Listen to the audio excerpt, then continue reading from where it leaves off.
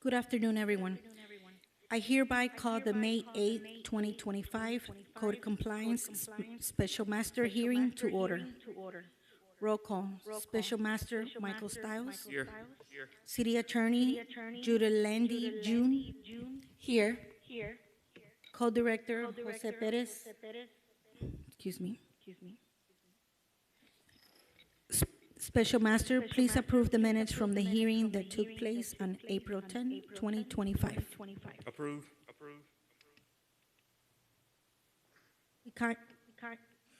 We kindly request that everyone in attendance place their cell phones on silent.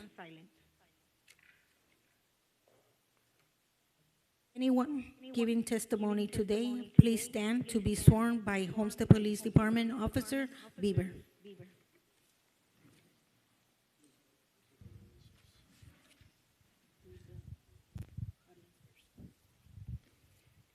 Please raise your right hand. Do you swear or affirm that the testimony you're about to give in these proceedings will be the truth, the whole truth, and nothing but the truth? If so, say I do.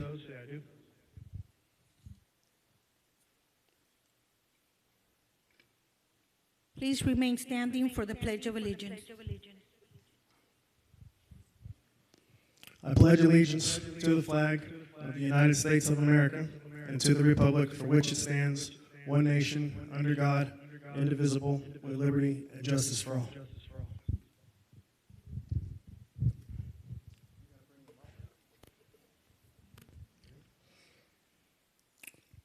Translators, please raise your right hand. Do you solemnly swear or affirm that the translations which you are about to give in these proceedings will be accurate and correct to the best of your knowledge, skill, and ability? If so, say I do. Yes, I do. Yes, I do.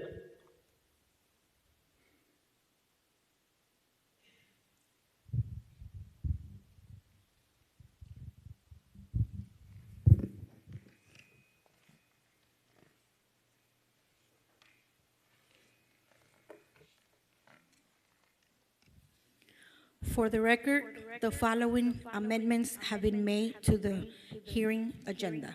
Item number 2, CE 2503-0126 from civil citations have been complied. Item number 3, CE 2503-0128 from civil citations have been tabled. Item number 4, CE 2503-0130 from civil citations have been tabled.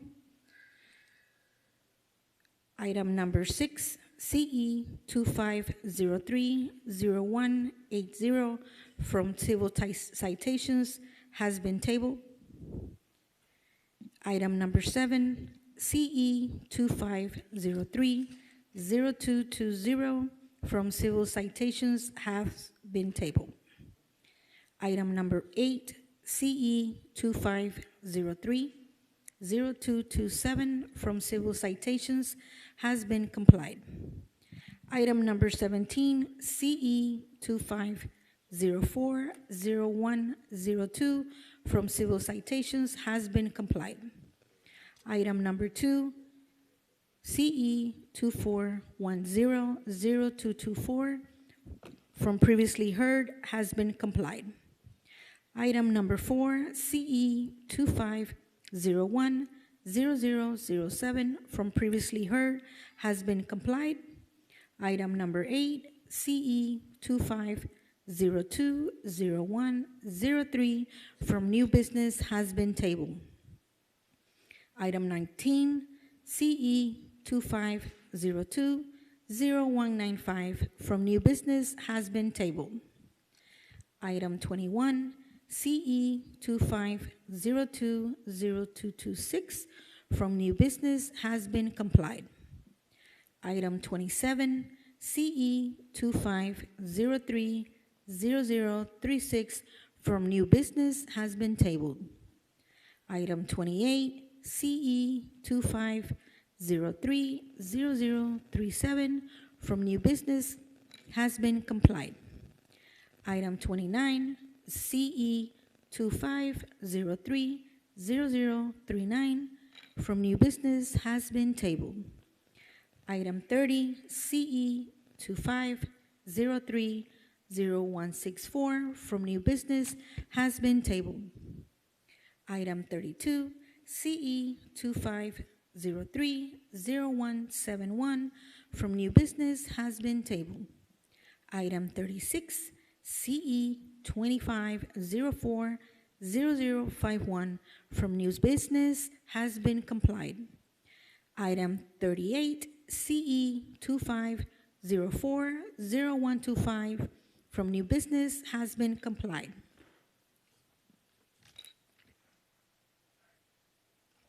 Special Master, if I may take the cases out of order from the agenda for those who are here present. Agreed.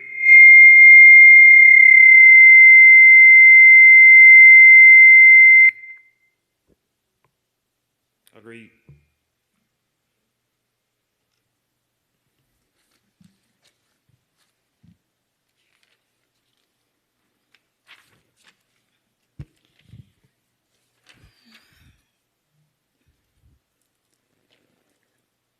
Item number 9 on civil citations, Code Officer Johnson, case number CE 25030243, Monopoly Plumbing, Inc. Citation was issued to Monopoly Plumbing, Inc., property address 11967 Southwest 26 Court. Citation was issued on March 26, 2025 for Code Section 6-36, non-compliance with a permit condition set by Public Works for having a MOT.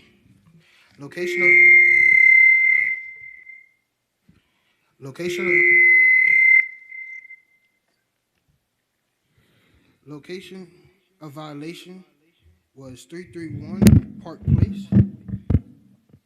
I took the photographs on March 26, 2025. The photos fairly and accurately represent what was observed. Special Master, please accept the photos submitted as evidence. Accepted. Special Master, today I have here the Assistant of Director of Public Works who attended to give her testimony as well. Testimonies. Mina, he's asking for your testimony. Yes. Good afternoon. My name is Mina Samadi. I'm Assistant Public Works Director. The contractor started working on the civic court, and there was a MOT, maintenance and traffic plan, that was supposed to be installed. It required additional sign and additional flag people to direct traffic. This is across from the City Hall and, of course, the Miami-Dade County school. So the required MOT was not set up, maintenance of traffic and flag people were not available. I've stopped and talked to the contractor's representative a couple of times. They did not speak English. At some point, they brought larger excavation equipment, which blocked the entire civic court. Cars were passing through without proper flag people being present, directing the two-way traffic. Everybody was going all different directions. So that caused the Public Works Department to request for a citation to be issued to the contractor.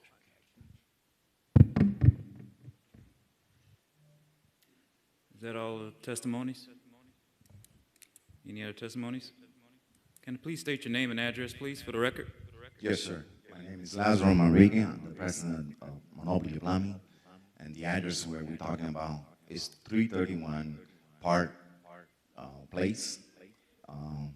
So I'm here to be saying that I was not complying with the permit that I have regarding the MOT, and that specific day they was talking about, March 26th, I have a video, and the reason why I would like to show you the video, because I did maintain my MOT, but it was AT&T who was working that day, and they are the one that closed the whole entire road. I mean, I don't know how to show you the video, but I have here the video. It shows that AT&T was there doing that day, same time they was doing some work. So I was being accused that I'm the one that was not closing the whole entire road, and I have here, I can show you. NTNT is the ones right there. It's the one that closed the whole entire road. I was inside. I have only MOT to close only one side of the road, but they came up and they closed the whole entire road. That's the reason why the road was closed, not because of me. Well, oh, go ahead, I'm sorry. And that's the reason you're saying that the road was closed. That's the reason why specific that day was closed. Yes, So what I'm hearing is even with the road being partially closed, your requirements were still to have flagmen or someone to direct traffic, even with a partial closing, because that's what was included in the permit. correct. So I have the flag lights on one side of each side, but apparently they say that that was not enough. I did have people in each side of the road for my road to direct traffic.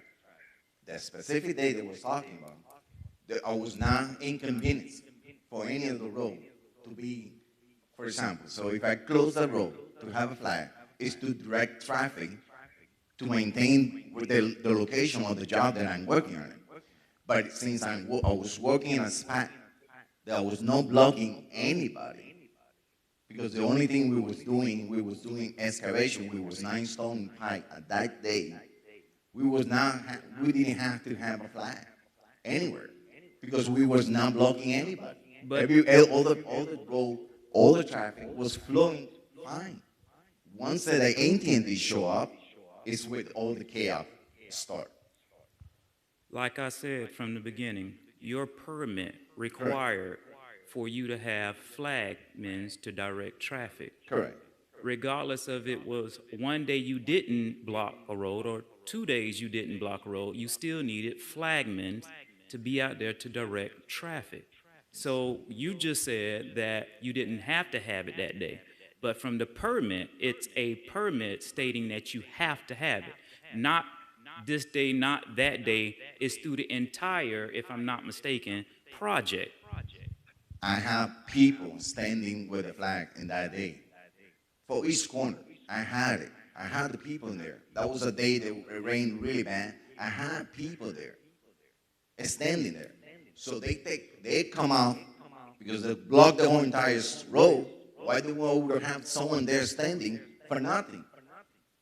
That was the day that I had the citation, not before. The same that day is the one I'm talking about. So But the previous days, I have people with flag. so you're the project manager over the whole Correct. project, right? Yes, sir.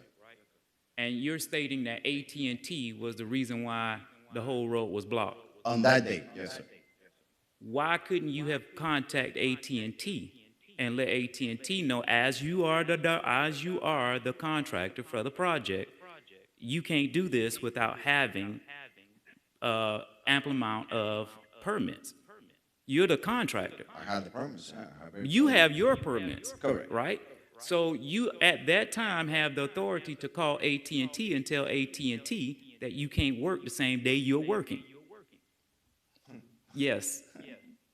I know what power you a have. fight with them, and then just, You I don't know still- I don't know what permit they have. It's still your requirement because you're the head of the project at that time. Yeah, but if they show up to do some work, I don't know if they have a permit or not. That I But don't your know. your responsibility is to get in contact with AT&T. If I'm building a house and the plumber comes and I have someone putting up drywall, I have the authority to call the plumbing company and say, I can't have you here today because this is limitations. Well, there was not going to affect me on what I was doing. There was in there in the corner, but it was not affecting me on the work that I was performing. The director of Public Works, how can this be a conflict with two contractors or two companies working at the same time? Do each company has to pull a permit?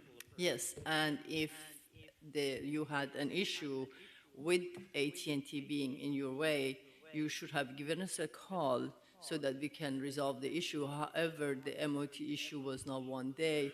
We've talked on the phone a couple of times, you and I, and we have Address it to explained. me, not I'm to sorry. him. We have talked to the contractor a couple of times, explaining the situation out there, that there is a need for proper flag people. This is a rainy day, so there was not a whole lot of work happening with this picture, but days prior, there were issues with flag people not being there and the traffic being a chaos. And a few times, everybody from my department, my director went out, I went out to talk to the staff out there, explaining to them, to the contractors and staff, that they need to have proper MOT and proper flag people repeated times, not only one day. And at the end of the day, it was not provided.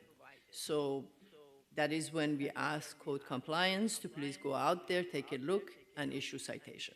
It was not only one day, it was repeated during the week. Okay. So with that testimony, I never heard she was a chaos. First of all, she's saying there was a chaos regarding traffic.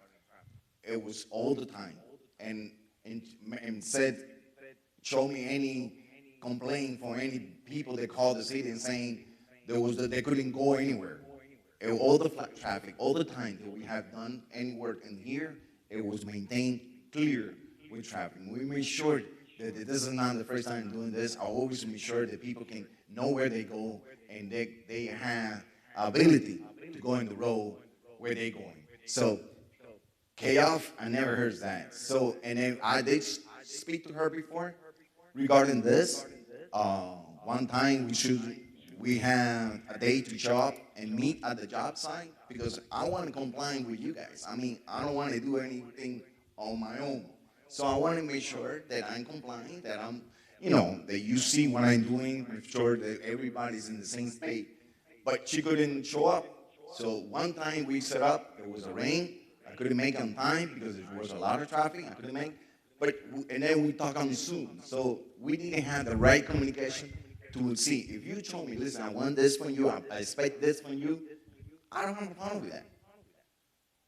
But communication was not. so my thing, and when you address us, I am not hired by the city of I'm Homestead. sorry. All right? It was not you. I'm talking about the public work. Okay, so we live in Miami-Dade, right? I'm quite sure you done drove down the turnpike, and there's a whole bunch of rubberneckers, even with a police stop, right or wrong, which causes what? Chaos. Correct. All right, so can you imagine having bulldozers and excavators right there in the front of a two-lane road? Of course it's gonna cause chaos.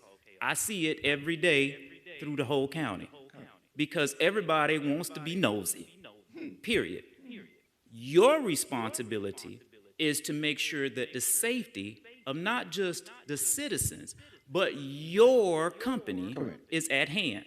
So if you had to hire 7 flag people to make sure that you had the safety of the citizens, that's your responsibility. Also, it is your responsibility to make sure that whosoever is being able to make sure the safety is done understands all lines of communication. It is frustrating when you have someone that doesn't know how to be able to communicate in the language barrier. Again, communication, as you just pointed out.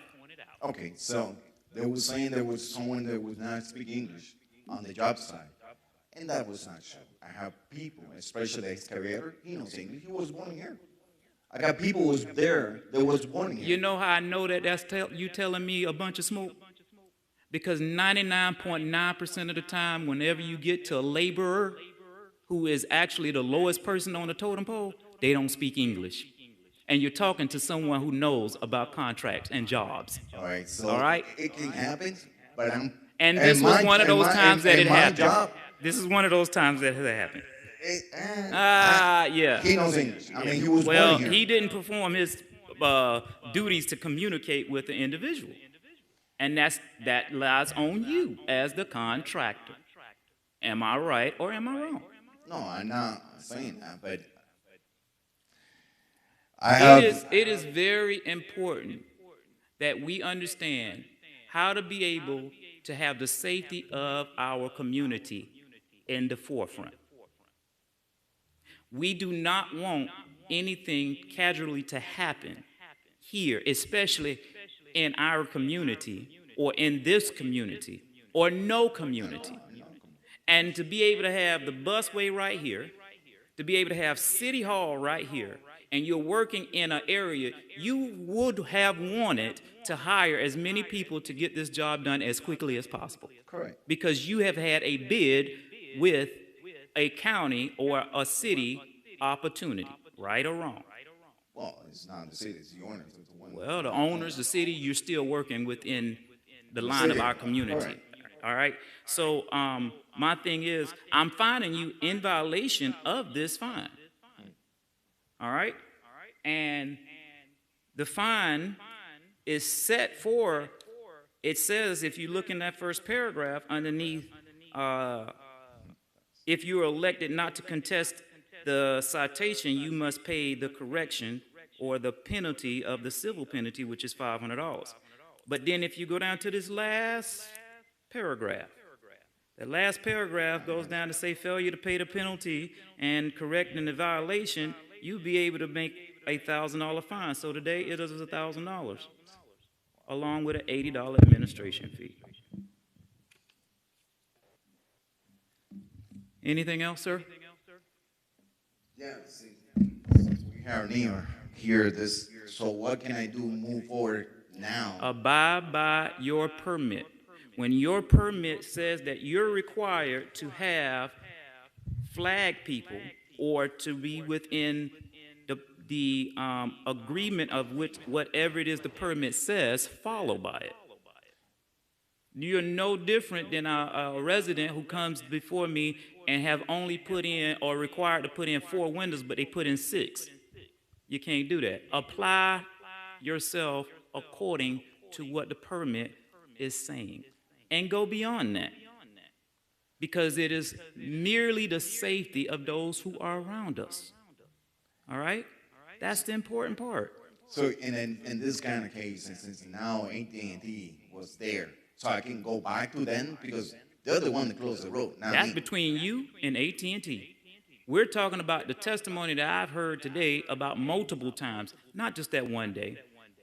They have reached out to you not Okay. once, All right. So and then, multiple times. Okay, and then multiple times. Okay, so and now since to move forward, this happened. Okay, let's move forward. So I will expect a city official to be at the job site and to meet me at the job site to go over what it needs to be addressed. That and- is your responsibility to harass them until you get Yeah. to make sure you meet that qualification. Yeah, but I can request, but they don't show up. What can I do? You keep requiring for them to be there. And you keep on bugging them until they get there. That is no difference than you being a contractor and you said you're going to meet my expectations to close out a certain date. Guess what? As the owner, I'm going to be there every day until you meet that requirement. Same thing with any other official. You have to meet that requirement. So I had to keep calling and sending email to the show up. And that's how that works. Just like when I make a doctor's appointment, guess what? My No, doctor may not come there, but my licensed practitioner may come. I want to see the doctor. Guess what? I'm going to keep going until I see the doctor.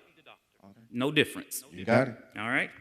Today, with case number CE 2503 0243, $1,000 fine, $80 administration fee. Thank you.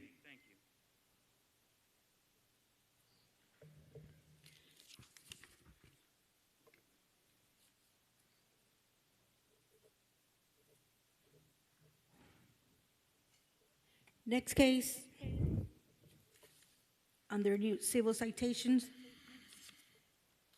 Code Officer Johnson, case number CE 25030179, Maria Ana Perez Marcela. Citation was issued to Maria Ana Perez Marcela, property address 15735 Southwest 303 Terrace. Citation was issued March 18, 2025 for code section 16-377, mobile vendor ordinance. Location of violation happened at 856 North Chrome Avenue. The photos fairly and accurately represent what was observed. Special Master, please accept the photos submitted as evidence. Accepted. Special Master, here I have Detective Stevenson, who has a testimony to give. Good afternoon. Good afternoon. On March 17th, around 7:49 in the afternoon, I was on patrol in the area 856 North Chrome, in which I observed a vehicle with the trunk propped open and a female in the back exchanging money and food at the rear of her vehicle. At that point in time, I approached her, grabbed her information, documented the incident, and just to advise you that she is a repeat offender multiple times throughout the city. I've dealt with her a couple times already, and it seems like she's just going to continue to do what she does. I took photos and I forwarded everything to code so they can handle the case. Counsel, is there any other penalty or steps that I can take to be able to put this as not just a slap on the wrist, because this is a multiple offense. This is I noticed her name time it came up. If there's been an adjudication of this particular violation by the same individual, then you could treat it as a repeated violation. But if this has not been adjudicated in the past, then you just have to treat it as a first violation. So with the repeated violation, the fines could be higher, but I'm not sure if this has been adjudicated in the past. Or within the 5 years. That's what the state statute states. If it's the same person under the same code violation within the 5 years, regardless of where within the municipality, then you could treat it as a repeated violation. How have we, she's been on our list for quite some time.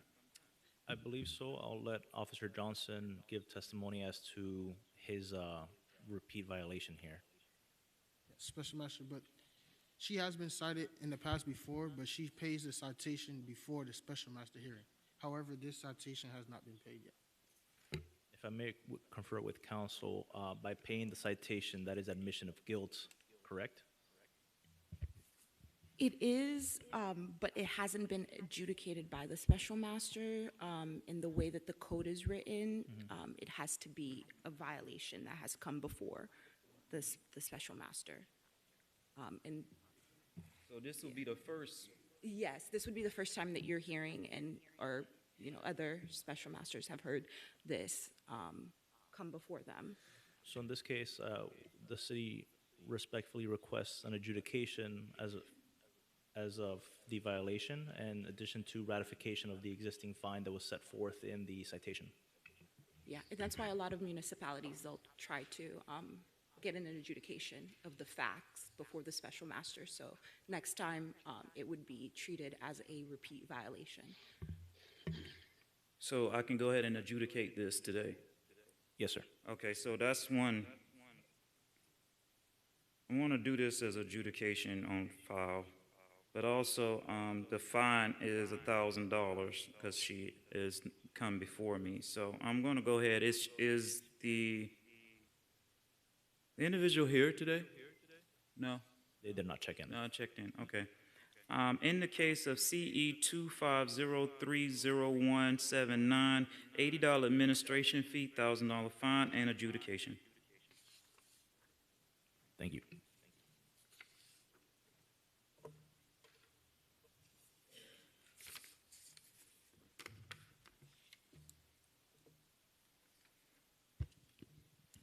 Next case is under civil citations, Code Officer Santiago, case number CE 25040068, Andrea Roa.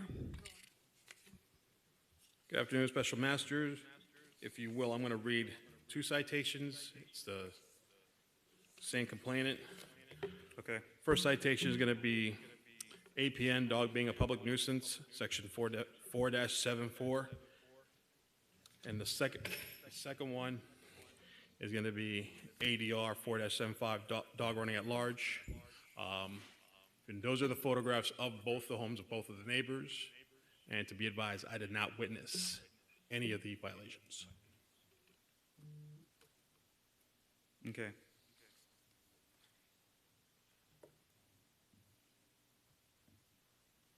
Can you state your name and address for the record, please?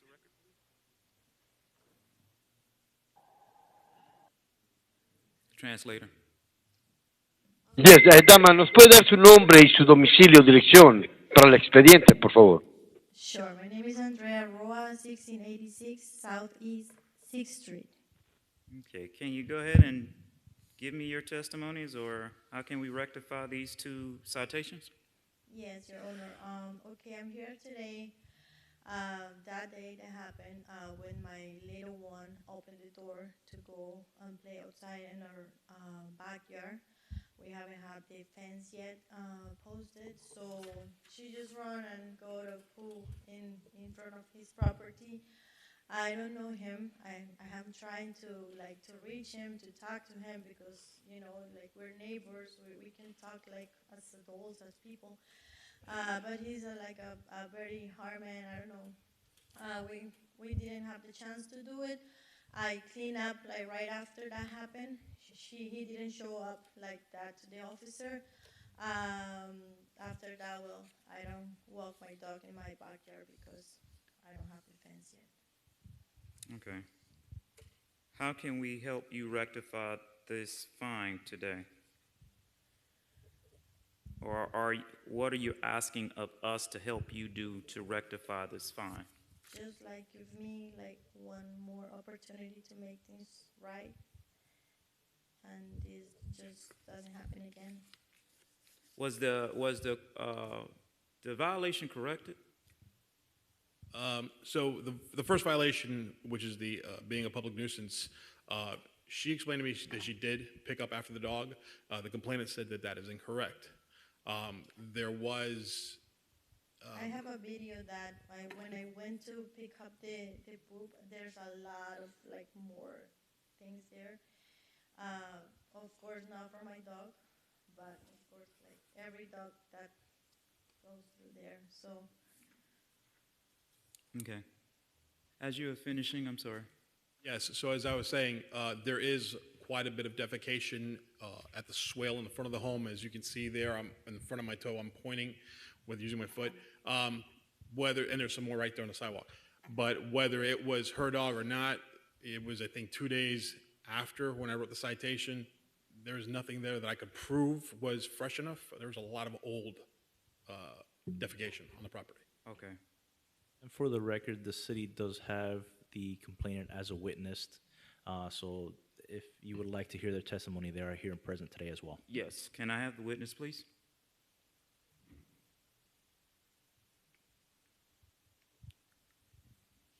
Please step forward. Please state your name and address for the record, please. Good afternoon. My name is Juan Martinez, and my address is 684 Southeast 17th Avenue. Okay. I'm moving back in December. I'm actually doing military, so we just PCS from Washington, D.C. down here. And my neighbor here, obviously, she moved like around March, and that's when I started actually seeing feces in front of my house and to the gate next to when I take my trash. I got multiple videos because I got notifications every time the dog goes in front of my house. Multiple times, he's been defecating in front of my house and also in the public area, which is belong to the community. I got recent videos from last week that just happened. So this is an ongoing issue, and I feel basically ashamed to be here in person of you for something simple. But in the past, I did approach a lady in her property, and I walked to her and I kind of asked her, could you please pick up your dog feces? The lady doesn't even look at me. She put her face down and said, this is so ashamed. And I backed out because realistically, this is something simple. It could be resolved between neighbors, and I agree with you, but it's still happening. So we need to put an end. Agreed. All right. Thank you.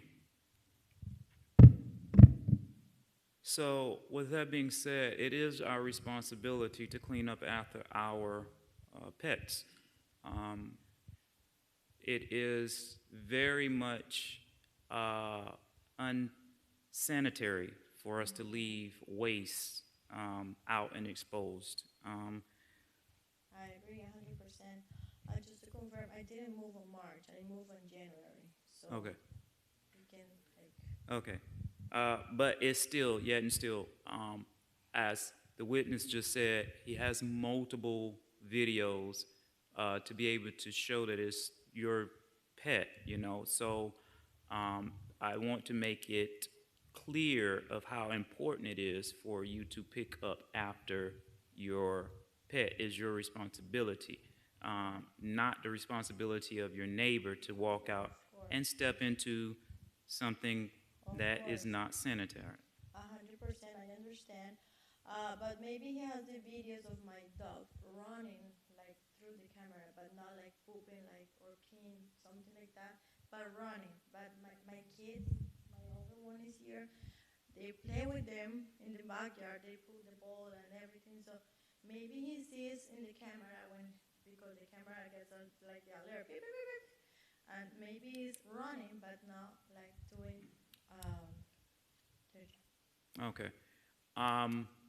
It's still your responsibility to be able to maintain the behavior of your pet. All right. It is my advice to be able to tell you to get training for your pet. Put up a fence so you can play with your dog, so your dog can have its territory where it roams instead of on the other side of the neighbors, because you're the one that has something that has to be in a restricted area, not him. All right. I'm going to put this back in your hands.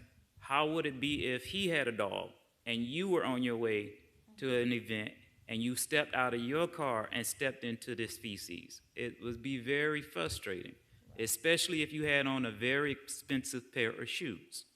All right? And I say that because I love shoes. I have more shoes than my wife, believe it or not. All right? And I would be very, very upset if dog feces got on my shoe. All right? Not to say I am a little OCD too. So that is very important for you to understand the importance. It may not bother you, but what doesn't bother you can bother someone else. All right? My driver on the way over here said, "How is my driving?" If it's good for him, it's good for me. You know why? Because I'm in his hands for a little while. But not when it comes down to being neglected with feces. All right? So in order to rectify that, I'm going to stay with the fine. All right? You're going to have to pay the fine. But I'm going to be kind today and go with just the civil penalty. I'm not going to add on the $1,000. All right? So with that being said, I'm going to read both of these citations, and I'm going to make sure it's clear on the penalty, or the civil penalty. In the case of CE 2504, is it these 2 zeros?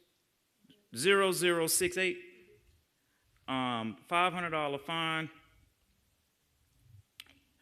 But what I'm going to do is I'm going to make the $80 with both. So I'm going to put the $80 on the first one. So it's $80 administration fee, $500 for that citation. So to clarify for the record, we're having the administrative cost for one citation, but we're waiving the second administrative cost. Yes, sir. Okay.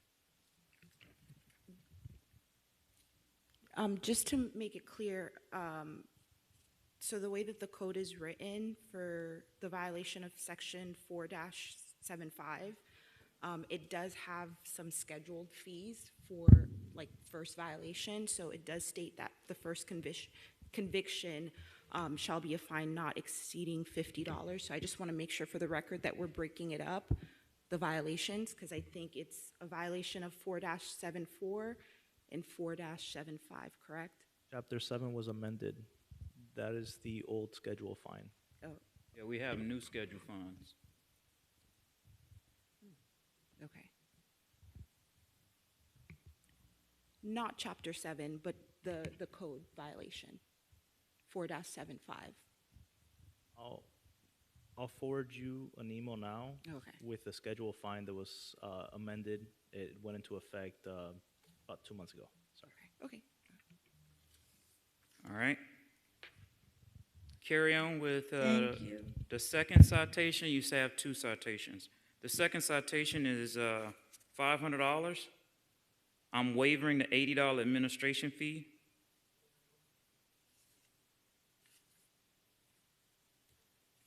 And the fine is $500. And this is for citation number CE 25040069. Thank you.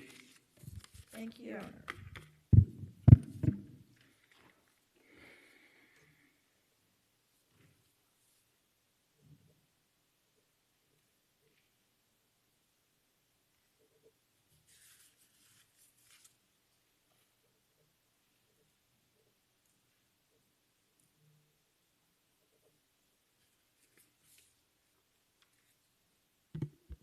Next case, Code Officer Palmer, item 19, under civil citations, case number CE 2504-0168, Heather Glander.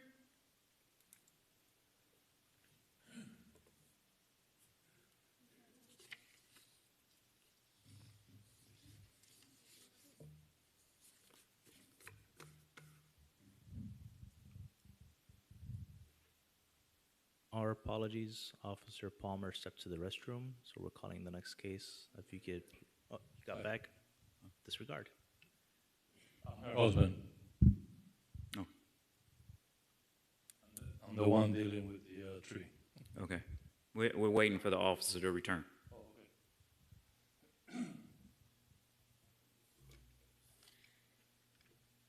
Sorry. Once again, next case, Code Officer Palmer, item 19, under civil citation, case number CE 2504-0168, Heather Glander. The citation was issued on April 14th, 2025, for code section violations 2911, improper landscaping maintenance, removing more than 1/3 of a tree's living canopy. The citation was issued to Heather Glander. Service was received by the owner. The property was posted. I did speak with, I believe, the husband in regards to the violation. The citation has not been paid. Posting date of April 23rd, 2023. The photos fairly and accurately represent what was observed. Special Master, please accept the photos submitted as evidence. Accepted. Please state your name and address for the record, sir. My name is Leonardo Ruiz, and the address is 1540 Northwest 19th Street, Homestead, Florida 33030. And you state that you're the husband of Miss Heather? Yes, and co-owner of the property as well. Okay. All right. How can we help you to be able to become compliant?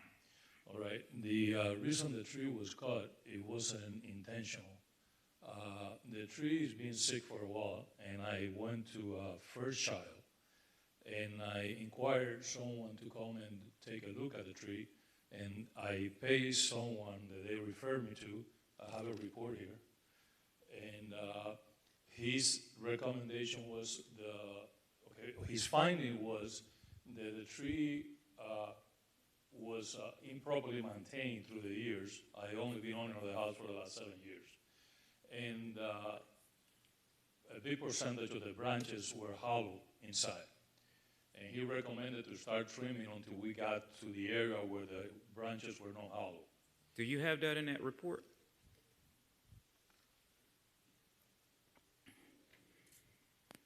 He's also a member of FIU as well, as he is on First Child.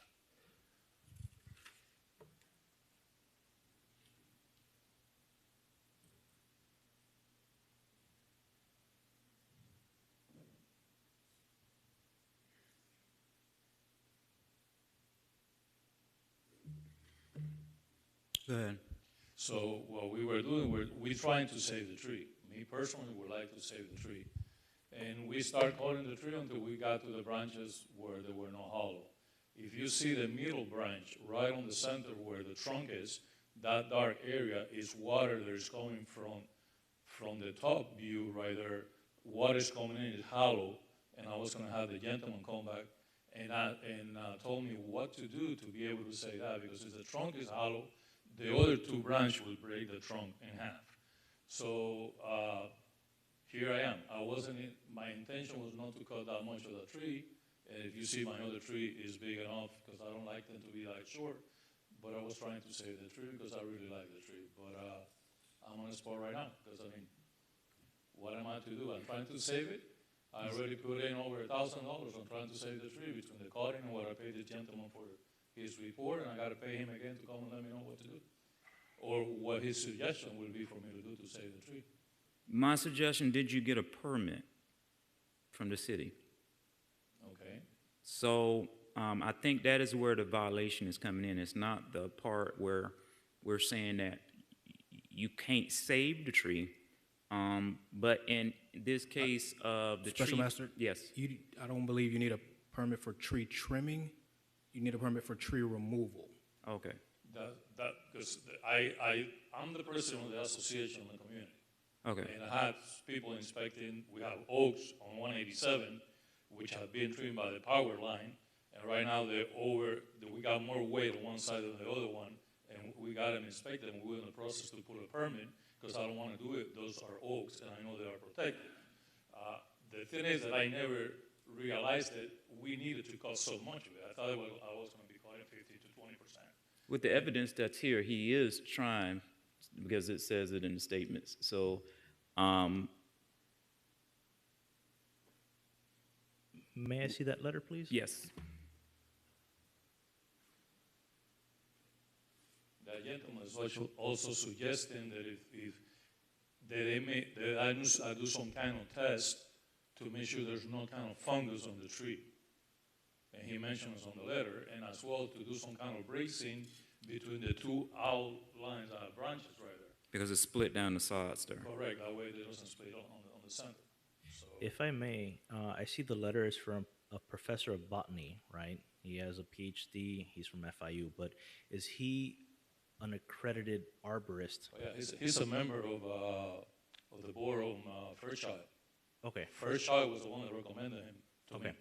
Then at this time, the city is going to waive the violation based off of this letter. Thank you. Thank you. That's it? Okay, thank you very much.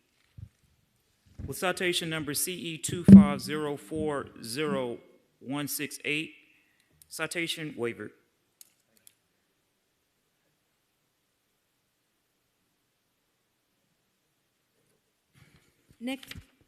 Next case, Officer Flores.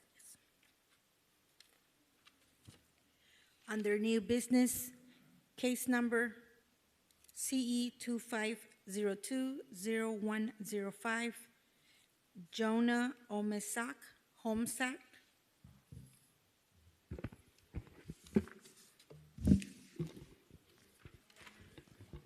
The property was cited on February 13, 2025 for code section violation 6-531, subsection A and J12. This is in reference to the 40-year recertification. A notice of the violation and summons to appear was mailed certified on February 13, 2025. Service of the notice of violation was received on March 20th, 2025. Summons to appear was mailed regular and certified mail and also posted on the property on April the 3rd, 2025. Compliance was not met, therefore the property was set for today's hearing. Currently, the property is in violation. I took the photographs on April the 3rd, 2025.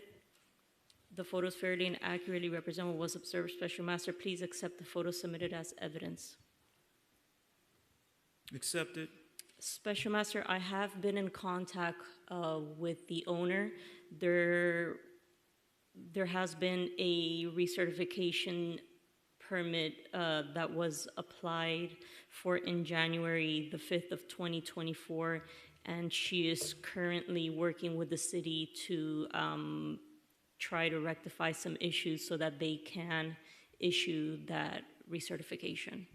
Okay. If I'm not mistaken, didn't the county do an extension where the 40 years is now extended for a year or something, if I'm not mistaken? The ordinance? That may be for the county, however, I Not for the city? don't think it applies for the city's recertification. That might be their own recertification process. Okay. I just need to get some clarification before ruling. Please go ahead and state your name and address and who you represent. Thank you very much. My name is Uxin Ramirez from the Law Office of Uxin Ramirez. I'm here on behalf of the property owner, Jonah Homzak. The property address is 342 Washington Avenue, Homestead, Florida. Okay. How can we help to rectify? I guess she's already started the process, so we just want to make sure we give an extension. So if I may, on the city's side, we're okay with granting more time. We would just want an adjudication to be on file with no monetary fine set right now. We're given the time just for the life and safety component to it. If for whatever reason they don't follow through, there's already adjudication on file. Okay. With that being said, what is it that we can do to help your client? Understood. So just a little bit of a recap. The issue here was an electrical permit that was already pulled for final. The only thing that's required to actually get the 40-year certification is the final inspection. However, my client can't move forward with scheduling that inspection because they need the City of Homestead to install a new meter for the parking lot lights. The parking lot lights have been paid for, they've been installed. The only thing we're waiting for is that meter to be set up, and then we can call for the final inspection to get this thing recertified for the 40-year. So we are here today to ask for that extension, but I defer to you all because I don't know how long of an extension since we're waiting for that meter to be installed. So what I don't want to happen is I request a 1 month, 2 month, and it's reviolated. So with that being said, we're still behind, right? I'm not mistaken, because there's a lot of massive building going on. I would recommend the 90-day extension, and we could reevaluate after 90 days. Okay. I will grant the 90-day extension so that it can be able to be on the records, all right?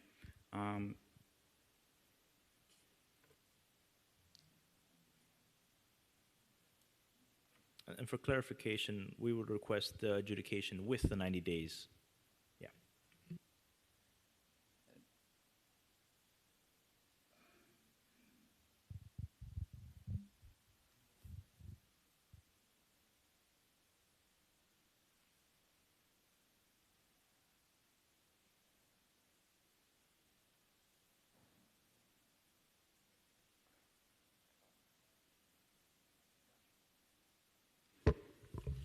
All right. With adjudication, I'm going to grant the 90 days. I'm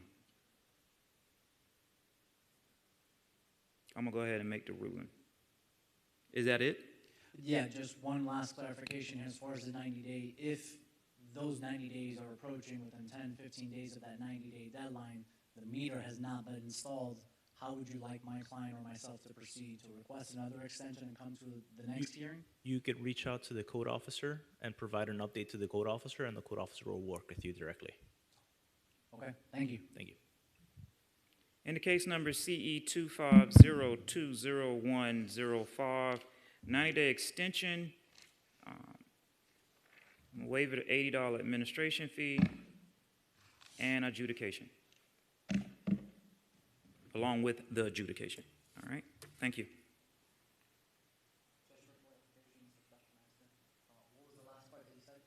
This is with an adjudication. It's just to be able to, what the request of the city is asking for. Yeah, basically, the city is finding, or rather, the magistrate found you guilty of the violation because the violation did exist. But again, we're granting you a 90-day extension to resolve the issues. Okay, and as far as any fines or administrative fee, I believe that's what I did not catch. We waived the administrative fee. Basically, at this time, we're working with you. We just found you guilty for the purposes of the life and safety issue component. Understood. Thank you. Thank you very much. You're welcome.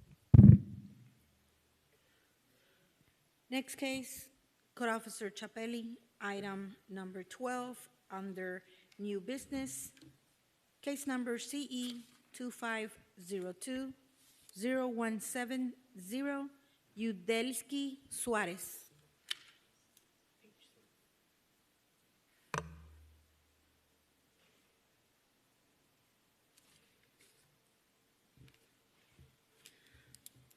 The property was cited on February 19, 2025 for code section violation 6-36, non-permitted work for the added door on the side of the property. Notice of violation was mailed regular and certified on February 19, 2025.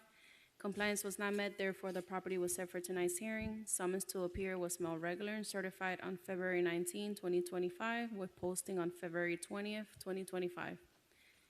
Currently, the property is in violation. I took the photographs on February 19, 2025. The photos fairly and accurately represent what was observed. Special Master, please accept the photos submitted as evidence. Accepted. Special Master, as of today, no permits on file. Please state your name and address for the records, please. This is the owner. Yes. Permit expediter. We already applied for the city for the permit, so we are in the process. When did you apply for the permit? Wednesday. Do we have that on file? No, we don't. I just have an email from the city, from the building department.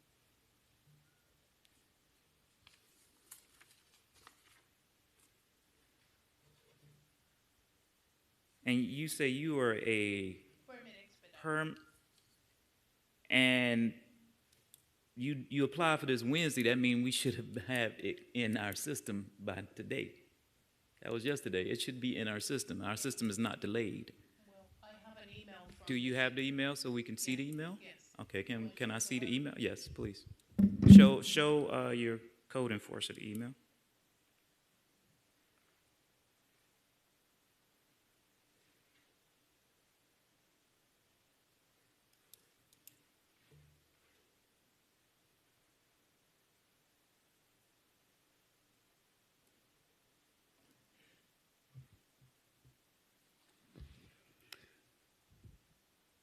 So they are working to meet the needs of our applicants, and they told them to please allow 5 business days for a reply, but it seems like they haven't replied, but there's no permits on file yet. But they did submit the application. They're just waiting for permitting to reply. Okay. All right. What are you requiring? You want more time to be able to get these? Well, the only thing I. Okay. All right.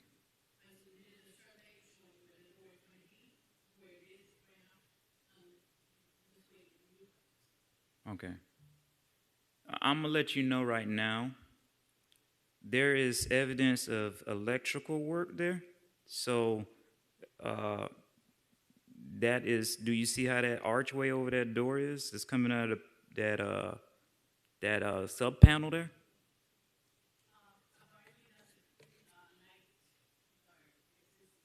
You already got all that approved? Okay. All right.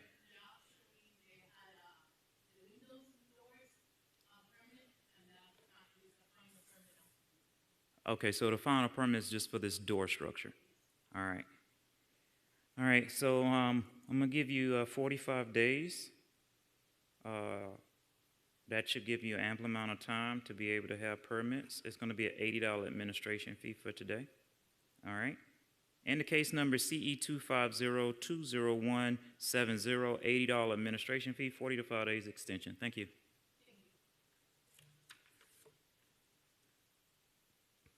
Just want to remind everyone that after your case is heard, please have a seat until we give you your paperwork. Cuando acabemos de hablar de su caso, por favor, espérenos a que le podamos dar los documentos del caso.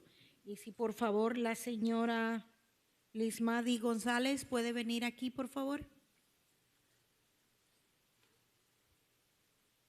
Next case, Code Officer Lopez. Under new business, item 11, case number CE 2502-0120, Nulchani Finucane.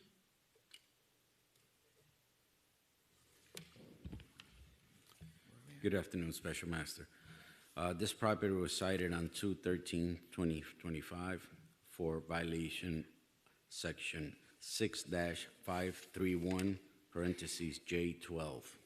This is in reference to the 40-year recertification.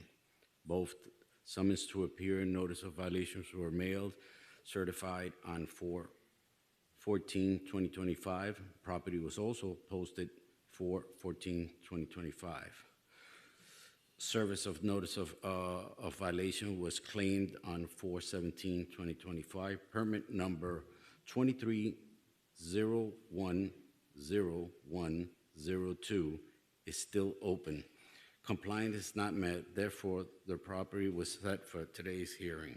Currently, the property is in violation. I took the photographs on 2/13/2025.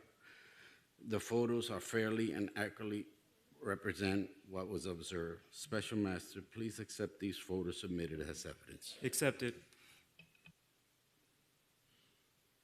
Please go ahead and state your name and address, sir.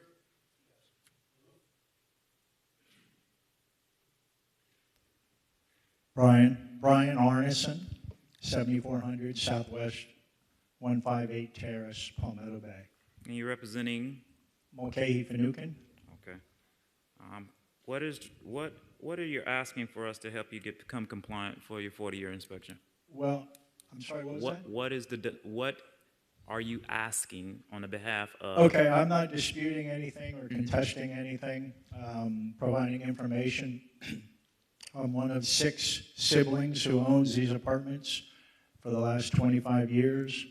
And recently, we've had some communication errors, issues, which is why we're here today. I'm taking full responsibility for everything. I spoke with the engineering firm that was contracted in February, and they sent me a letter this morning, an email letter addressed to Manuel Salazar, asking for a 60-day extension.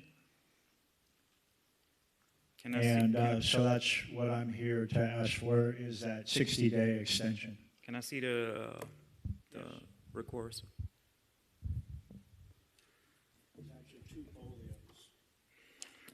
And what are your,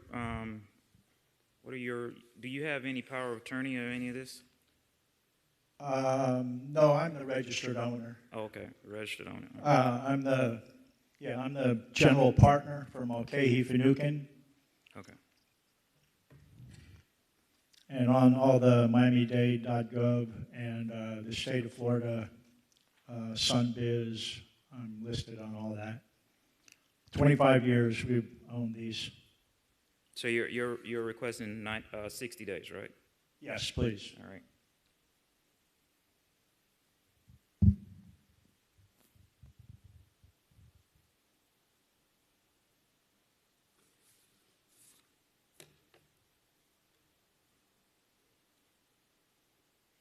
Okay, in the case of CE 250-20120, 60 days extension, $80 administration fee. Thank you. Have a great day. Okay. Oh, you have 2. Drop the mic. And you're asking for both? Yes, sir.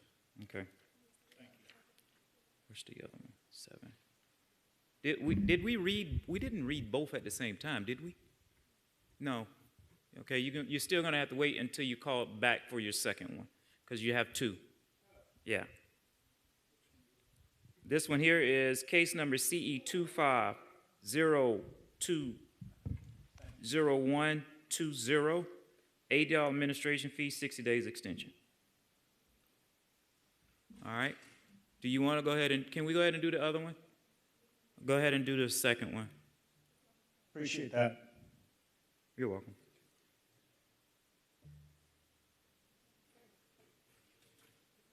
Number 7. In the case number CE 25020, well, I got to go back because he has to do, for the records, he has to, the code enforcer has to do his. Thank you. Next case, Code Officer Lopez, item number 7, under new business. Yeah. Case number CE 2502-0101, Mulcahy Finucane. The property was cited on 2/12/2025, code violation section 6-531, parentheses J12. This is in reference again to 40-year recertification. Both summons to appear, notice of violations were certified mailed. Property was also posted on 4/14/2024. Service of violation was claimed on 4/17/2025. Permit number 23010099 still open. Compliance was not met, therefore we're here today for the hearing. Currently, the property is in violation. I took the photographs on 2/14/2025. Photographs fairly and accurately represent what was observed. Special Master, please accept these photos submitted as evidence. Accepted. And we're requesting the same thing, 60 days. Yes. All right. Case number CE 205-20101, 60 days extension, $80 administration fee.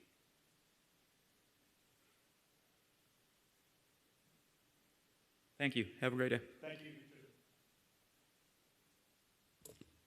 Next case, Code Officer Chapelli, under new business, case number CE 2502-0227, Lilian M. Leming.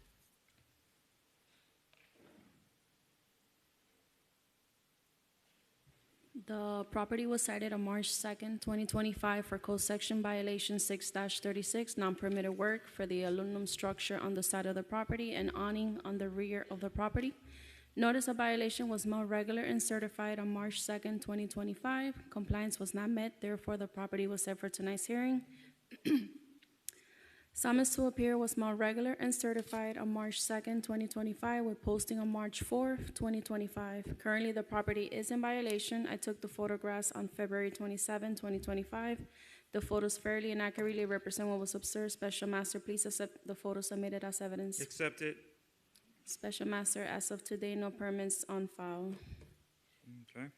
Please state your name and address for the record, please. Yes, good afternoon. Good It's afternoon. Lillian Lemming, Mm-hmm. 2179 Southeast First Street. How can we help you become compliant? So I'm here to ask for an extension on time. I have tried to become compliant. The problem I'm having is with the association has taken me, I have copies of all the emails I have sent them.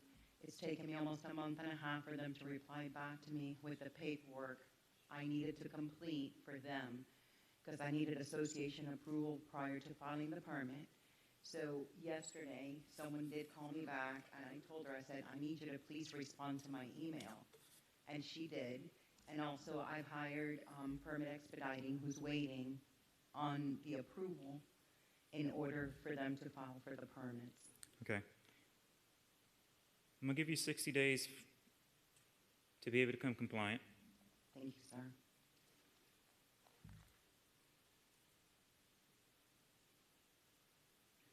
All right. Any other requests? No, sir, that's all I need. All right. In the case number CE 250-20227, $80 administration fee, 60 days to come compliant. Thank you. Thank you, sir.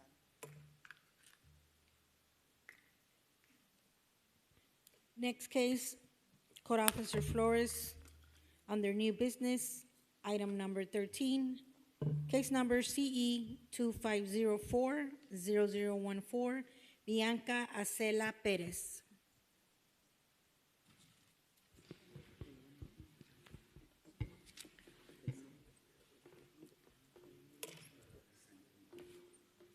All right. You can take this down to council, please.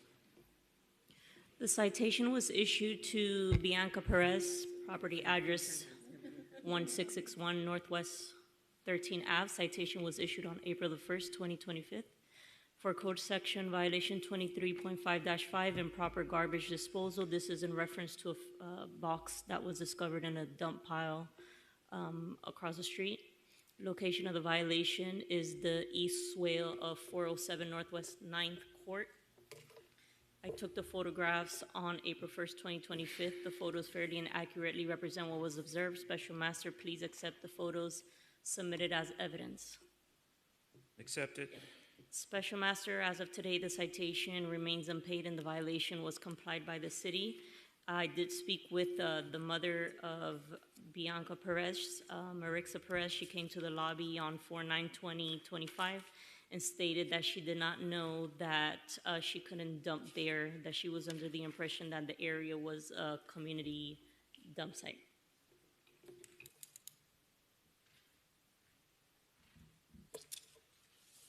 Please state your name and address for the record, please.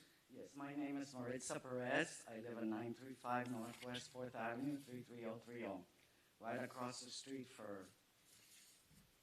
Please state the relationship that you have with the my daughter. council.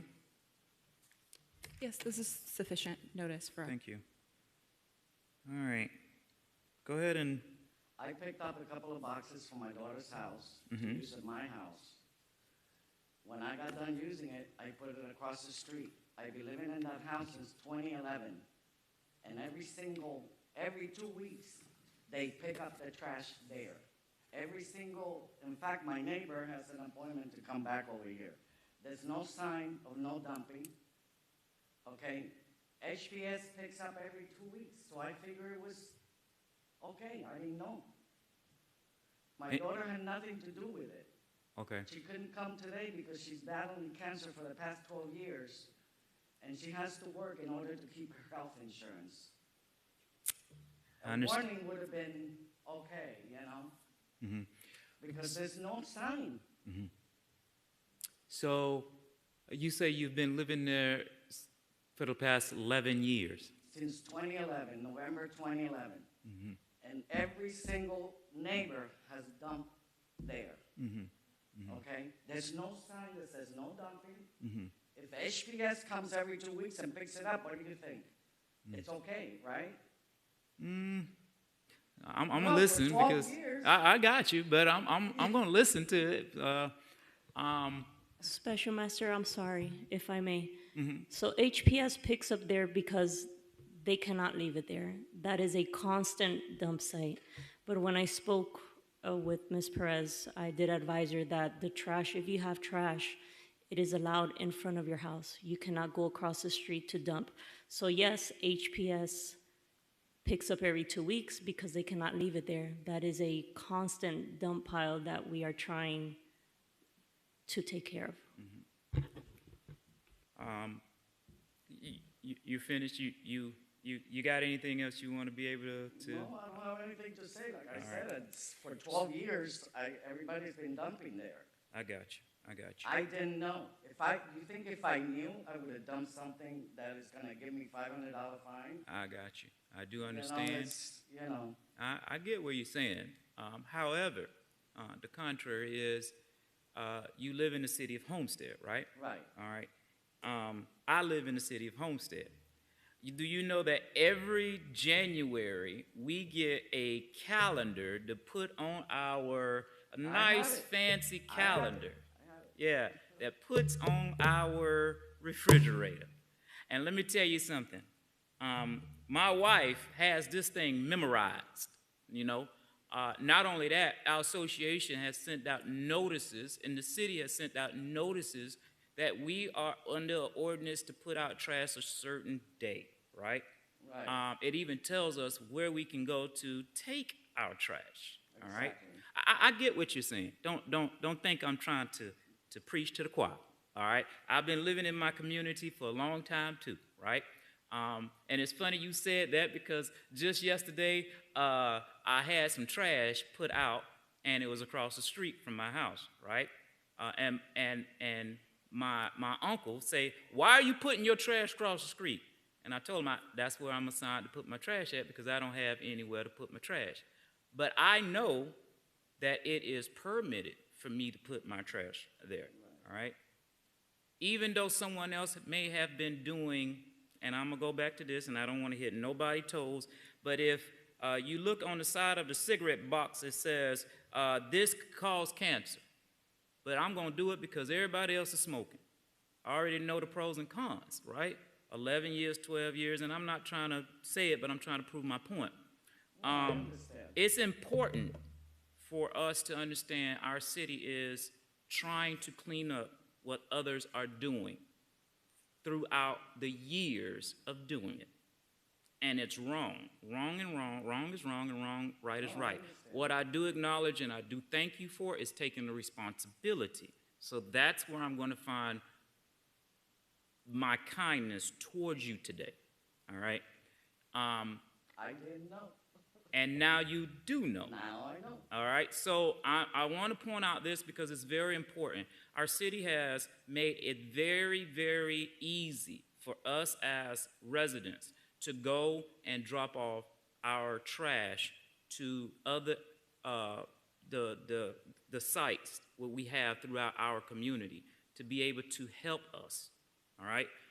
My advice from you is to get aware of where the location is. The location, you know what BJ's is? Mm-hmm. All right. That is where you can go and drop off bulk trash, boxes that's From oversized. now on, this is the way it's going to be? Uh-huh. That's how it is. That's how it's been. I've been a magistrate now going on 6 years. And that's how it's been all the 6 years. All right. I'm that type of person that does not tolerate garbage in our city. I know. All right. Because Here's why. you go to Miramar, it's beautiful. You go to Pinecrest, it's beautiful. You go to Cutler Bay, Old Cutler Road, it's beautiful. And that's the way I would like to see Homestead. Beautiful regardless of the situation. And that is part of us being citizens to take the responsibility. If you see something, say something. Report it. Because it is us as citizens that has to take on the responsibility to make sure our city is beautified. All right? I love seeing my appraisal go up every year. I get happy when that thing comes in the mail and it says my property is valued going up. You Boy, just see look, my backyard. It's beautiful. I'm trying to tell you. So we want to make sure you know, as a citizen, to take pride in our communities. All right? Today, what I'm going to do is, because I heard hardship inside of your voice. My daughter. And I'm very much going to be compassionate with you today. I'm going to waiver this and allow it to be a warning. All right? Thank you. Only because I hear hardship. All right? So today I'm going to waiver that, but however, I'm going to have to charge you administration costs, which is a lot more than just what this fine is, less. All right? So what I'm going to do is, because of hardship and lack of knowledge today, and the honesty that you show, I'm going to waiver the citation, but only charge you $80 for the administration fee, okay? Thank you so much. Greatly appreciate it.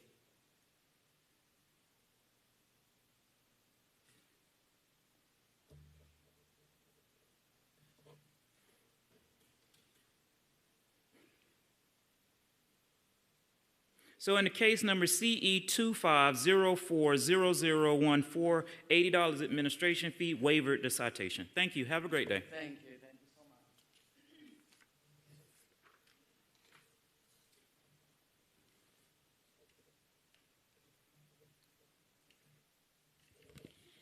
Next case, Code Officer Lopez. Under new business, case number CE 25020110. Christopher J. Blunter.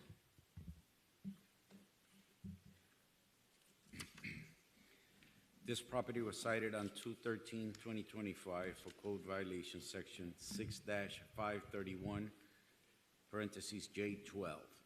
This is in reference to the 40-year recertification. Both summons to appear, notice of violations were certified mail on 4/14/2025. Property was also posted on 4/14/2025. Service of notice of violation was claimed on 4/17/2025. Permit number 23010101 is still open. Compliance is not met, therefore we're here tonight for this hearing. Currently, the property is in violation. I took these photographs on 2/13/2025. Photographs fairly and accurately represent what was observed. Special Master, please accept these photos submitted as evidence. Accepted. Please state your name and address and relationships of this company. Yes, good afternoon. My name is Chris Blunser, and my address is 5724 Southwest 76 Terrace in South Miami, and I'm the owner of the property. And How can we help you to become compliant? well, my intention is to get the property into compliance. We've done the engineering report for the 40-year inspection. It's an old Spanish house built back in the 1920s, and I was actually under the impression that everything was okay, and I spend a lot of my time in Texas. Some of the notices didn't reach me because of that, and so I'm back here, and that's why I'm here now. There's a permit open, which I guess is maybe the engineering company that does that, and we actually sent in the report to the city. Apparently, there's a portion of the inspection that still needs to be repaired, which I went back and looked at it, and there are a couple of minor electrical issues that need to be taken care of. So it's my intention to get those taken care of, get into compliance, and get How long do you expect for the engineer to do their component? I can't tell you. I will say this. I've kind of been hearing what's going on up to now, and also I spoke with Inspector Lopez earlier today, and he was very helpful. And I also called the building department. I understand things are quite backed up with inspections and with permits and so forth. I'm willing to go get, actually, if I need to, an owner permit. I don't know if these guys would have to close theirs out or whatever, if that would facilitate things. But I'm guessing 60 to 90 days, something like that. It sounds like that's kind of what's needed. I can only give you, on my end, what it would probably take for the city. I can't estimate what your engineer is going to do. Okay. So that's all I can do on this end, is give you grace for our side. But I don't know what the timeline is going to take for your engineer to get back with you. Well, I'm going to get back with them and get on them to get this done as quickly as possible. Okay, with that being said, I'll give you 60 days on our side to be able to extend, and then we go forth then, okay? Okay. All right, so with that, it's going to be an $80 administration fee, 60 days to be able to become compliant, and we move forward. And CE 250-20110, $80 administration fee, 60 days to become compliant. Thank you. Thank you.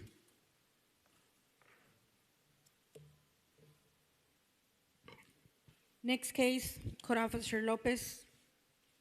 Under new business,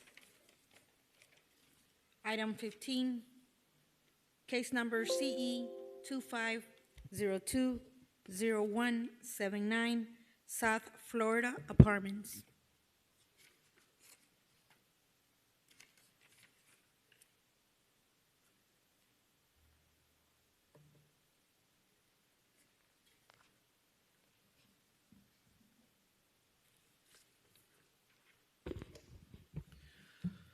Property was cited on 2/20/2025 for code violation section 6-531, parentheses J12. This is in reference again with the 40-year recertification. Both summons to appear, notice of violations were certified mail on 4/13/2025. Property was also posted on 4/13/2025. Service of violation was unclaimed. Permit number 23010141 still open. Compliance was not met, therefore the property was set for tonight's hearing. Currently the property is in violation. I took these pictures on 2/14/2025. Photos are fairly and accurately represent what was observed. Special Master, please accept these photos submitted as evidence. Accepted. Where is this located? This is 940 Northwest First Avenue. Go ahead and state your name and address, sir. No, wait a minute. Yeah. State your name and address, please. Louis Benito. My address is 139 Marco Lake Drive, Marco Island, Florida. I am the owner. Okay. Go ahead and give me your statement of what we can do to get you compliance. In my case, this last month here, Officer Lopez, which has been very helpful, by the way, he posted the sign on my building. Other than that, if my building manager had not noticed, I would have never known about this. And anyway, that's how we figured out, and we got in touch with him. And I have since hired an engineer, and we're working on the process. Okay. And what can we do to help you become compliant?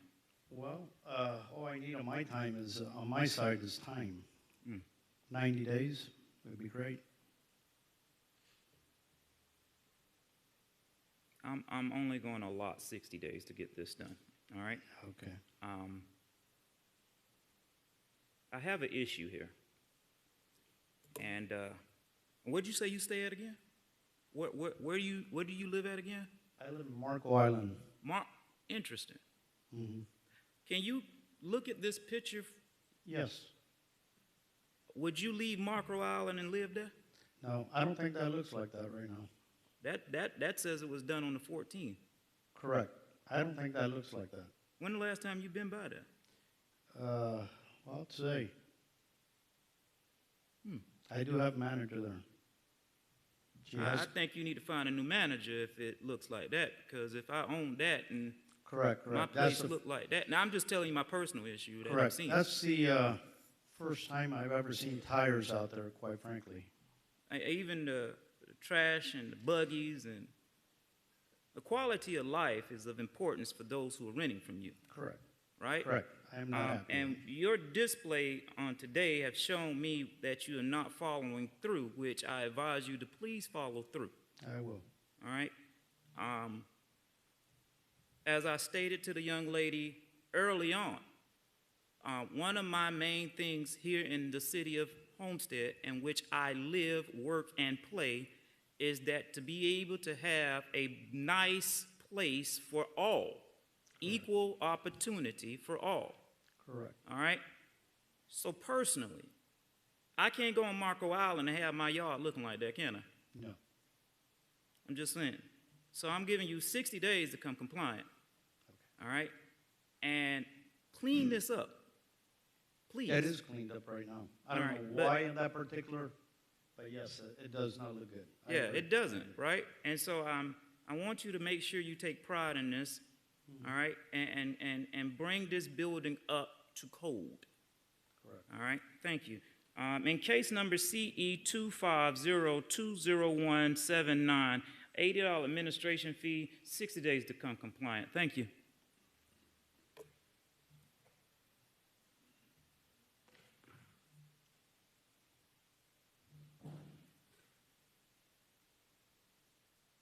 Next case, Code Officer Morataya. Item number 20 under new business. Case number CE 25020206. Ariel Millor and Jenny Rodriguez. The property was cited on February 27, 2025 for code section violation 6-36. This is the non-permitted work. Notice of violation was mailed certified on February 27, 2025. Service of the notice of violation was received March 1st, 2025. Compliance was not met, therefore, the property was set for today's hearing. Summons to appear was posted and mailed via certified mail on April 22nd. Currently, the property is still in violation. No permits are not in process. I took the photograph on February 25th, 2025. The photos fairly and accurately represent what was observed. Special Master, please accept the photos submitted as evidence. Accepted. Please state your name and address for the record, sir. Good afternoon, Special Master. My name is Eros Escobar Rodriguez, and I'm here today because I received a violation and I spoke to the inspector, and I had actually retained an engineer and a surveyor who already surveyed the property in order to get a permit to be in compliance, but he fell ill and he was hospitalized for a couple weeks. He reached out to me recently letting me know that the survey is completed and the engineer drawings are completed, but since he hasn't done the elevation and section detail for the connections and the calculations which will be needed for the permit, I would have nothing to show on an upload. And so even if I created a application number to submit for the permit, there would be no files uploaded, so it would be irrelevant. It would sit in queue and not necessarily be anything to review. And so he told me that between the next 2 weeks, he should have the drawings ready to be submitted for the permit. And then after the fact, based on what I spoke to the inspector, it's going to take roughly 4 to 5 weeks to have that reviewed by the city, and I should be able to cure. If I don't cure within the next 60 days, which is what I would like to request, I will actually remove the structure entirely. So I hear you're getting very well educated, right? My advice for you is to show some efforts on our side. Mm-hmm. Go ahead and submit your application. Of course. All right, immediately. Yes. That shows that you're putting forth efforts to take the steps and the responsibility. All right. And then you can apply with what they're asking for. Correct. At least you have something on file to say, I'm starting. All right. I'm sorry to hear about your venture. Yeah. And so today I'm going to give you the requirements that you're asking for, 60 days. Thank you. $80 administration fee and 60 days extension. Would immediately that you go over, leaving here and start the permit, submit Absolutely. your permit immediately, all right? All right, and then start submitting what you can get as you go through. Not a problem. Thank you Because so it's gonna much. come back denied every time you don't have something that's in that permit. And then you course. just keep submitting, all right? But at least start that Start the first process step. numbers so that it at Yes. least reflects it in the city homestead application. Exactly. All right? Thank you, guys. I really All right. appreciate it. And the case number CE 250-20206, $80 administration fee, 60 days to come compliant. Thank you. Thank you. Can Kyara Omaira Garcia come up here for me, please?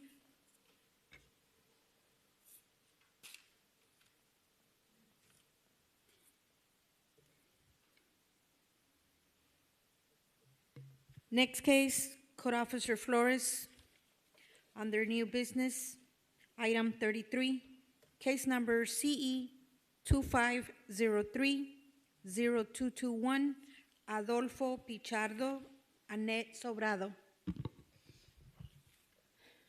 The property was cited on March 26, 2025 for code section violation 6-36, failure to comply with the requirements for a permit. This is in reference to an expired permit under number 1708303 for concrete slab, and 6-36 for non-permitted work. This is in reference to an AC split unit installed on the side of the shed. A notice of violation was mailed regular and certified on March 26, 2025. Service of the notice of violation was received March 28, 2025, and summons to appear was mailed regular and certified, and the property was also posted on April the 3rd, 2025. Compliance was not met, therefore the property was set for today's hearing. Currently, the property is in violation. I took the photographs on March 22, 2025. The photos accurately and represent what was observed. Special Master, please accept the photos submitted as evidence. Accept it. Special Master, as of today, there is a permit under number 2504646 for the AC split. The application date was on April 25th of 2025. But I did see, I read in the notes that it was denied on April 28, 2025 by electrical. Okay. Please state your name and address for the record, sir. Adolfo Pichardo. The address is 61 Northwest 14th Street. Okay. How can we help you become compliant today? I'm sorry? How can we help you to become compliant? If you could just give me more time. How much time are you? I'm living outside of the area, and I've just gone through tax season. I continue to have a lot of work with taxes. I just need more time. What are your requirement with the timeline? I would say I haven't talked to the people that are going to be doing the work to have an idea as to when they're going to be able to do it. but I would suggest 60 days Okay. would be fine. All right.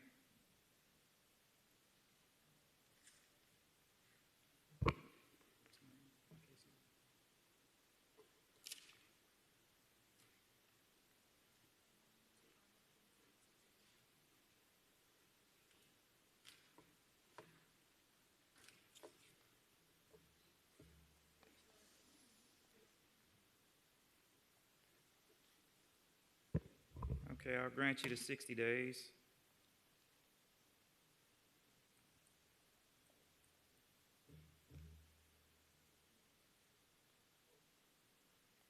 All right. Case number CE 250302221, $85 for administration fee, 60 days to be granted for you to be able to become compliant. Thank you. Thank you.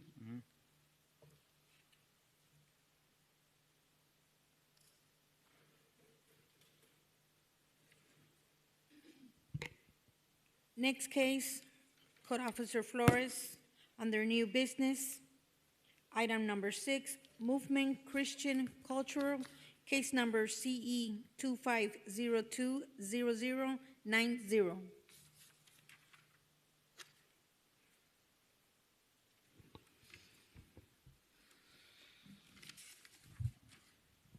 The property was cited on February the 12th, 2025 for code section violation 6-531 subsection A, J12 for the 40-year recertification. A notice of violation was mailed regular and certified on February the 12th, 2025. Service of the notice of violation was received February the 18th, 2025. Summons to appear was mailed regular and certified. Mail also was posted on April the 3rd, 2025. Compliance was not met, therefore the property was set for today's hearing. Currently, the property is still in violation. Special Master, please accept the photo submitted as evidence. Accepted. Special Master, there is a permit on file under number 240101119 for the 40-year recertification that was applied for in January the 5th, 2024. The electrical portion was approved on April 29th of 2025. The structural is still pending. Okay. Please state your name and address, please, sir. My name is Alex Pacina.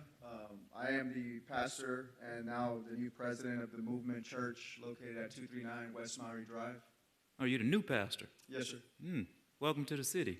I've been here my whole life.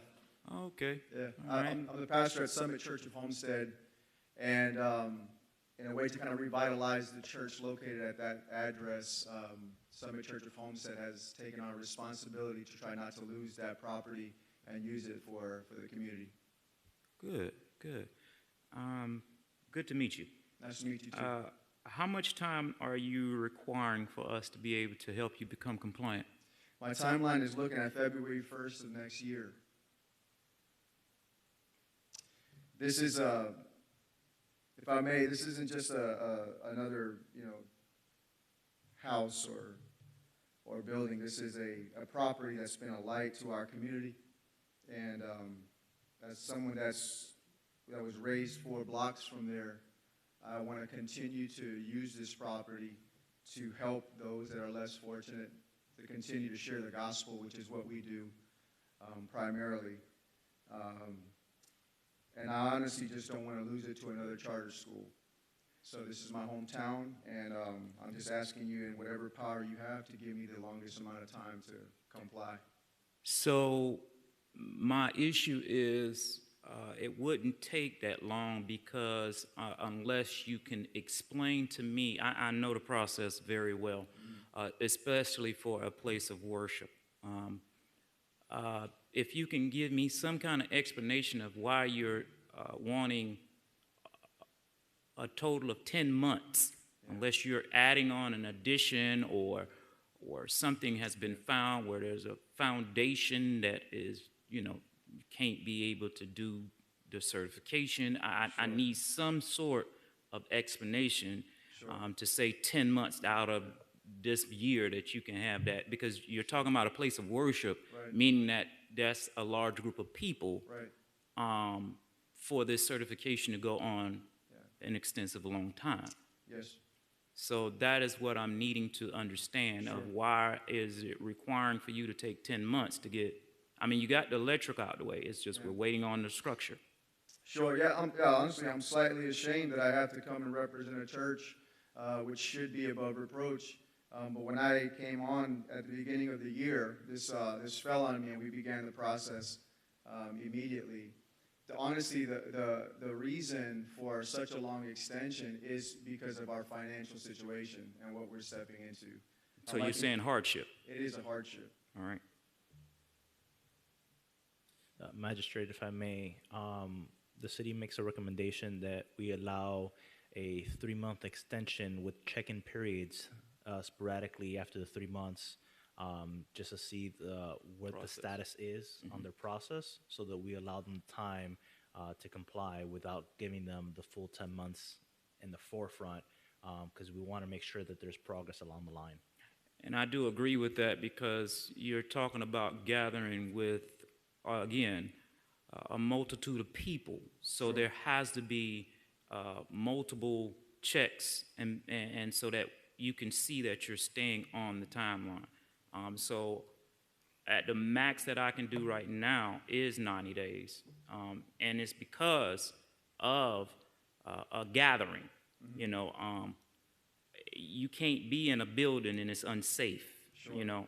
But if we can see what a process you're trying to make repairs, then we can be able to come back every 90 days for you to get an extension until you get the process done. Sure. And I hate to be like Big Brother to watch you, but you know, I understand. with everything that's going on in our county, buildings collapsing, sure, it's important. And my recommendation is going to be if you could get a letter from an engineer, pretty much saying that the building is safe and structured. That way you can continue having your proceedings and your meetings. That way the city has that documented, saying that the engineer deemed the building as safe for now until you finalize your recertification. Sure. Maybe this would be helpful information and helpful for us for sure. We already hired an inspector, a certified inspector, to help us with the process.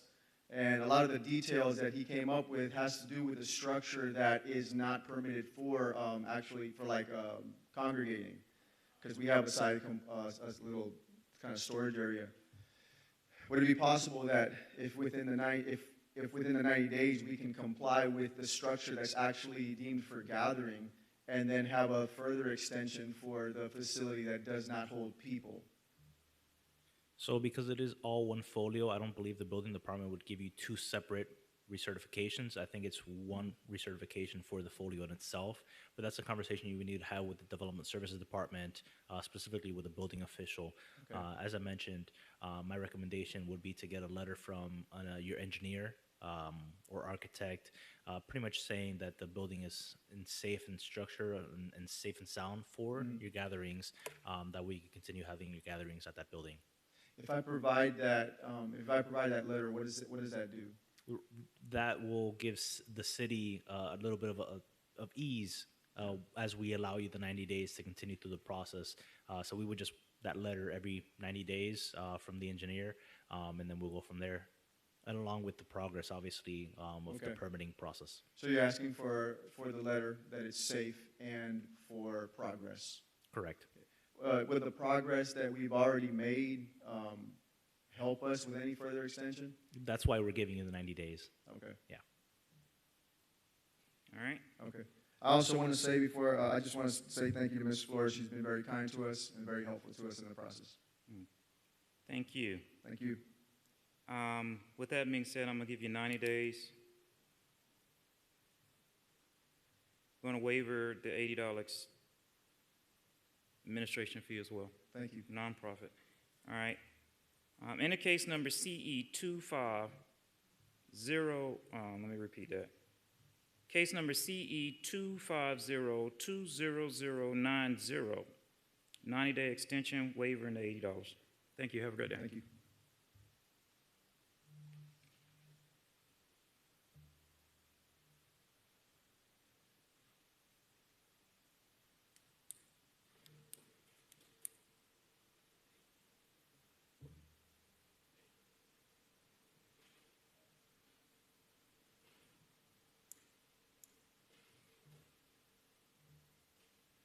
Next case, Code Officer Lopez. Under new business, item number 2, case number CE 25020052, 1038 Northwest 4th Street, LLC.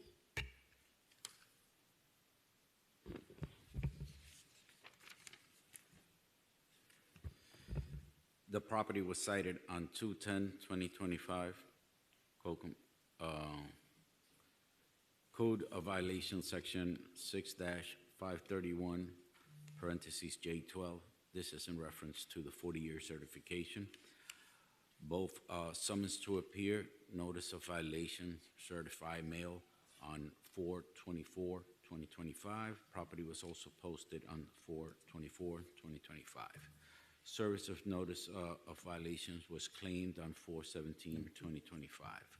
Permit number 23010089 is still open. Compliance was not met, therefore, the property was set for today's hearing. Currently, the property is in violation. I took this photograph on 2/11/2025. Photographs fairly and accurately represent what was observed. Special Master, please accept these photos submitted as evidence. Accepted. Please state your name and address, sir. Calvin Burdick. The property location is 1038 Northwest 4th Street. Thank you. How can we help you become compliant? I have a unique situation. This, yeah, me and Mr. Lopez have been discussing it for quite some time. The facility is serviced by Pump Station 11. Pump Station 11 is in moratorium. It's been years, so I am stuck in limbo.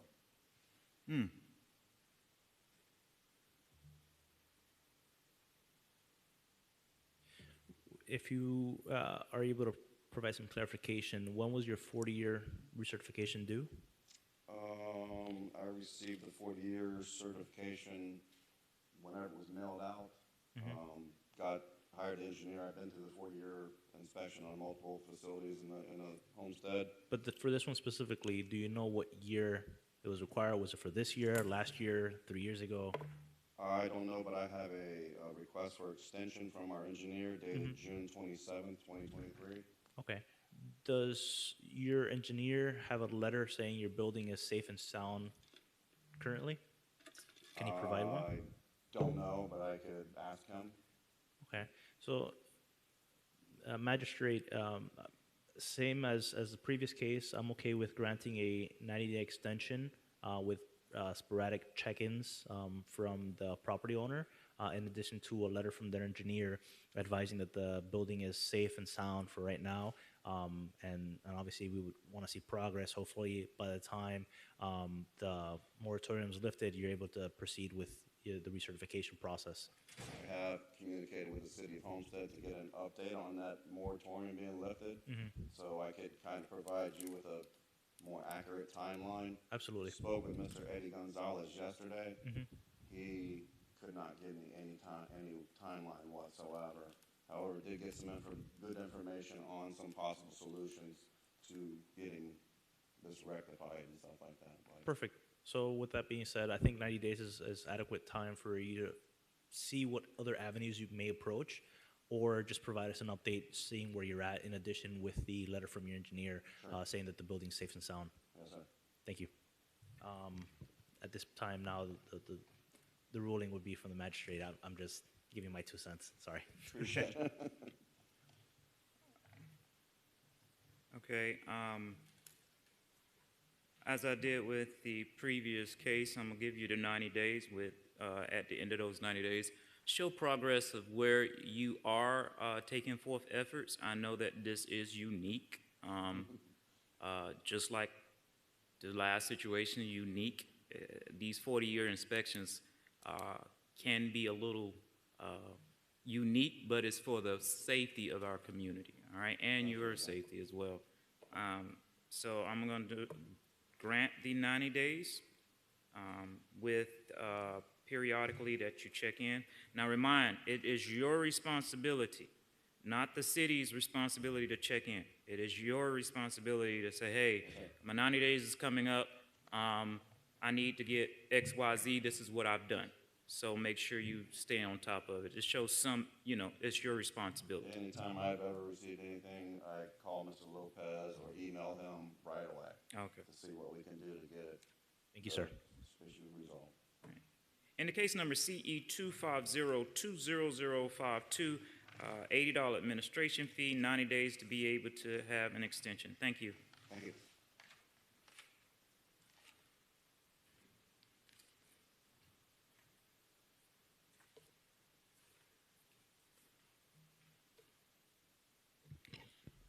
Next case, Code Officer Johnson, under new business, item 37, Iguana Investments LLC, case number CE 2504-0107.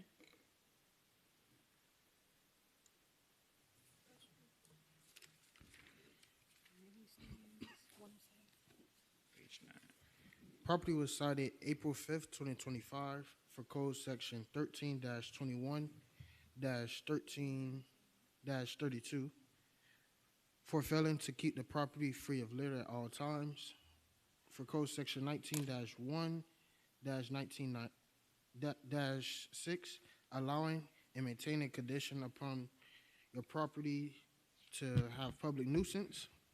For code section 19-51, 23.5-5, and code section 23.5-36, allowing and maintaining accumulation of garbage, trash, and junk and debris.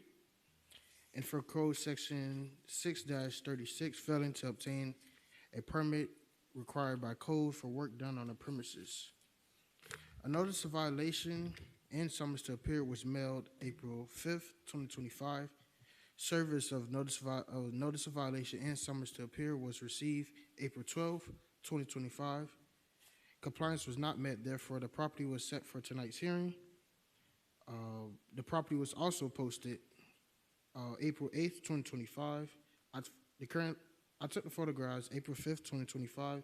The photos fairly and accurately represent what was observed. Special Master, please accept the photos submitted as evidence. Accepted. Please state your name and address for the record, please.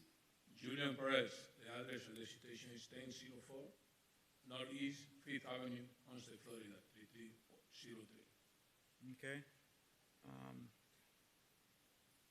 This is your property? No, I'm the manager. Huh? The manager. You're the manager? Yeah. You have something to state that? I'm the manager of the property. You have a paper to state that you're the manager and No. you're authorized to make decisions? I don't have the paper, but I am. Okay, can you provide that to my counsel before I can move forward? To show that you are the manager and... I don't have paper over here, but I am the manager. Okay.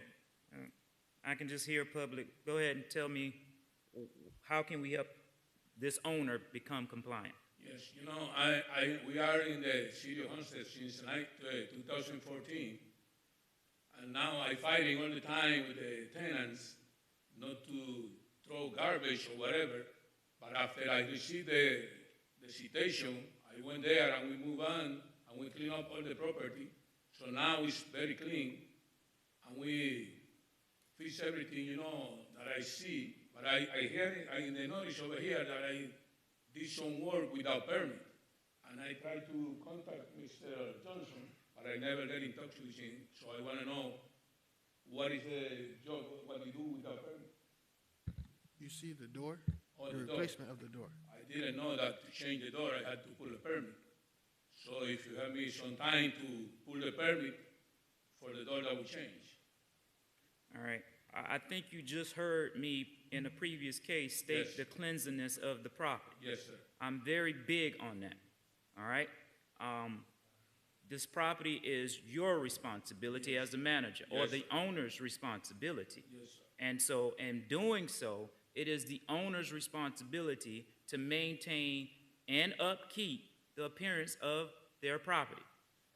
We are in the process to install some camera in the property to see who's throwing the garbage. Because Okay. no, I fighting with the tenant, but they keep doing it. So that's what we had to do, to put some camera to see who is it. Okay. I can't give you what you're asking for because you're not the owner. You have not proven that you're the manager. So what I can only do is give an extension time for this to be rectified, all right? So I'm giving 15 days for the owner to rectify these issues that code enforcement has already put in place, all right? I cannot go by any requirements that you're asking me of because you have not proven your authorization, all right? I can only give you what I am requiring to do as far as making sure the enforcement of the code has been rectified, all right? So in that case, with this code, CE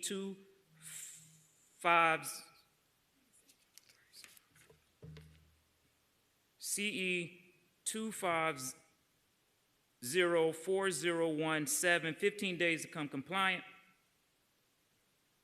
$80 administration fee. Can I ask you something, sir? Yes, sir. 15 days, I think is not gonna be enough to pull a permit. Yes, it is. Because the owner can pull a permit immediately.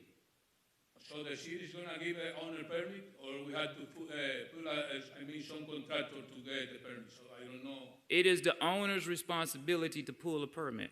Whoever's the owner is, that's their responsibility. They should have been here today to take responsibility. They have 15 days to get this property in compliance. Okay. All right? Thank you. Just so that we maintain a clear record, this is for all of the code violations? Because there was multiple, okay. All of them.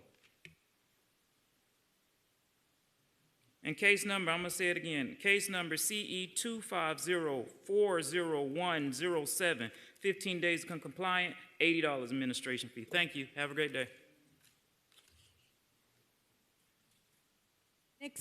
Next case, Code Officer Johnson. Under new business, item 41, case number CE 2504-0212, Rahima Rahman.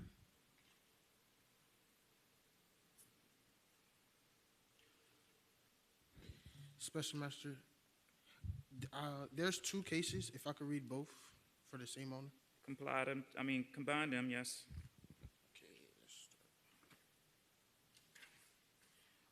I'm gonna start with case number CE 2504-0210.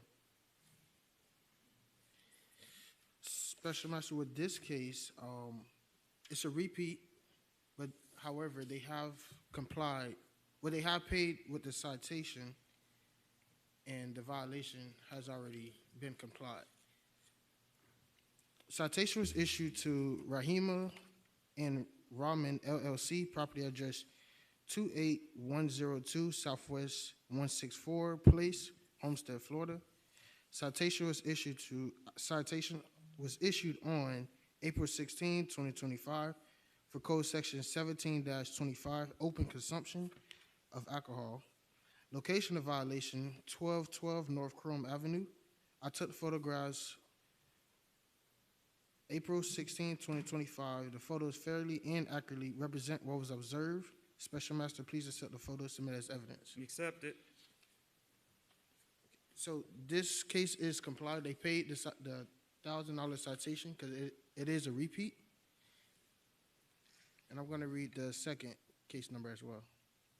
Okay. It's case number CE 2504-0212. On April 16, approximately 2 p.m., a multi-agency inspection was conducted at the subject property. During the inspection, several gambling machines were found in a rear storage room that was accessible to the public. As a result, a code violation was issued to the property owner for code section 16-17 and 16-22 and 16-26. The case currently is complied as of today. A notice of violation and summons to appear was posted at the property and was mailed via certified mail April 16, 2025 under the tracking number 9589 0710 5270 0219 3601 83. The picture before you fairly and accurately represent what was observed. Special Master, please accept the photo submitted as evidence. Accepted. Since ensuring the property owner has complied by removing the gambling machines. However, due to the nature of the violation and potential recurrency, the city is requesting the property owner to be adjudicated, and we are waiving any fines at this time, but respectfully request adjudication to the property. All right. Can you state your name and address for the record, sir? Good afternoon, Special Master. My name is Julio Guzman, 47 North Chrome Avenue, on behalf of Ramen LLC. The property owner of this shopping center came to me because he confides in my advice, and I told him, when he told me what was happening, he said his tenant has these machines in there, and he only told me about the machines. The minute he told me about the illegal gambling machines, I said, you need to never, ever have those machines in your location again, because if you come to be a repeat offender, these fines are going to add up, and there could be criminal charges that come after this. So he said, okay, completely understand. I don't speak English very well, so if you could please do me the favor and go on my behalf. Although I spoke to Officer Johnson before, he said it was in compliance. I asked him if the owner had to be there. He said no, but I wanted to come anyways just to make it clear that this property owner has advised his tenants not to have those machines in there. And I told him do anything necessary to ensure that those machines are not going to be in there. Okay. Former councilman, thank you for being present. We basically are hearing this today to find the adjudication so that if it does happen again, at that point it'd be a more severe consequence. But we definitely want to reiterate to the property owner to be on top of his tenants in reference to the open containers. It's really not allowed. It's becoming a nuisance for the surrounding areas in addition to the gambling machines. So we appreciate your conveyance to the property owner to go ahead and try to put a stop to this. Perfect. So just so I understand, the customers that are in there are drinking? Correct. And then per Florida statute, you're not supposed to have an open container within us. I believe it's 100 feet of the convenience store. So they have to take their alcohol and go somewhere else. In this case, the business was allowing them to lounge there and do some illegal gambling in the background and drink their beers. So that's unfortunately, that's the issue we're having. Have there been other cases where property owners, although they try to enforce certain things, but the tenants keep doing what's wrong? It all falls back on the property owner at the end of the day. Correct. So they've got to take responsibility for those Correct. actions. At that point, maybe it'd be a breach of their lease, and maybe he could pursue some sort of eviction process. I don't want to give legal advice, but that's what common practice has seen. It's just like you're renting to a tenant who continues to bring forth violations. Right. So there's no difference in leasing commercial in that manner. Understood. So I am going to adjudicate this. So if there is a further issue, that it will go into a more in-depth penalty. Understood. And that's it? That's all. All right. In the case of CE 250-40212, we waivered all fines for today. Adjudication, just in case this further extends from now on out. Thank you so much, Thank you. former councilman.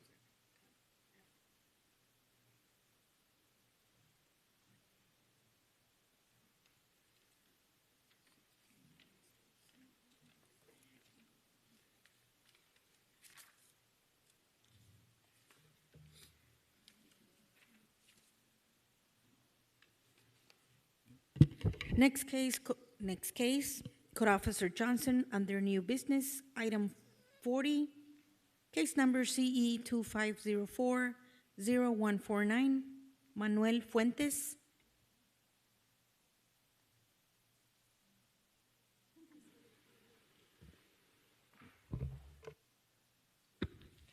Property was cited April 12, 2025 for code section 13-21 and 13-32, failing to keep the property free of litter at all times, and for code section 19-95 and 19-92, maintaining a vacant lot free from overgrown. A notice of violation and summons to appear was mailed April 12, 2025. Service of the violation and summons to appear was received April 17, 2025. Compliance was not met, therefore the property was set for tonight's hearing. Currently, the property is in violation. I took the photographs April 12, 2025. The photos fairly and accurately represent what was observed. Special Master, please accept the photos submitted as evidence. Accepted. Special Master, I received an email today to contact the assistant of this property. I called, no answer, and I also sent an email with a follow-up. This is a repeat offender? A repeat violation? Correct. Okay. Can you state your name and address, sir? Manuel Fuentes, 416 Northeast 1 Road. Can you go ahead and help us to figure out how can we get you to be compliant? Well, it's all cut. I was there yesterday. The machine that I rented broke down, but I was able to finish it. I can't get nobody to go out and maintain it at least once a month. So time passes, I get noticed, I come out, and I'm trying my best to, if I can find a local that can maintain it for me, but I don't, but I was there the whole day yesterday and a little bit this morning before coming here. All right. However, this is a repeat offender. This is happening multiple times, and it is not the city's responsibility to maintain your property, which I see you're trying to maintain it.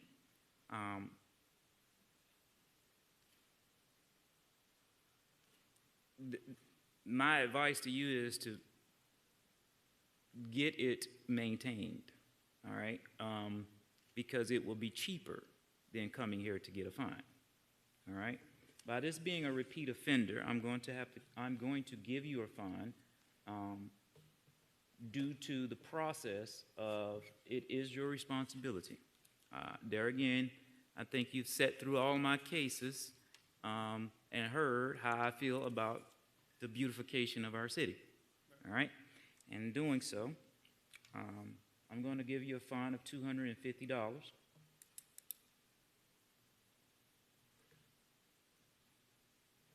$80 administration fee for today. All right? My advice is to go ahead and find you somebody to maintain it. There again, it will be cheaper for you to find someone to maintain this property in your absence. All right? In case number 2. Just before we continue, is this for each of the violation? Because there was several code sections mentioned. I'm going to combine them all in one fine. On one fine? Okay. In the case number CE, thank you, counsel. And in case number CE, also be reminded, each of those could be fined. So I'm being very lenient and combining all your fines into one fine. All right, so you may not get that from another hearing master. All right, and you may not get that from me on another day. But today, I'm going to combine all of your fines into one fine. All right? Appreciate it, thank you. All right. It's a more easy pill to swallow. In the case number CE 250-40149, $80 administration fee, $250 fine for all of the fines at one time. All right, thank you.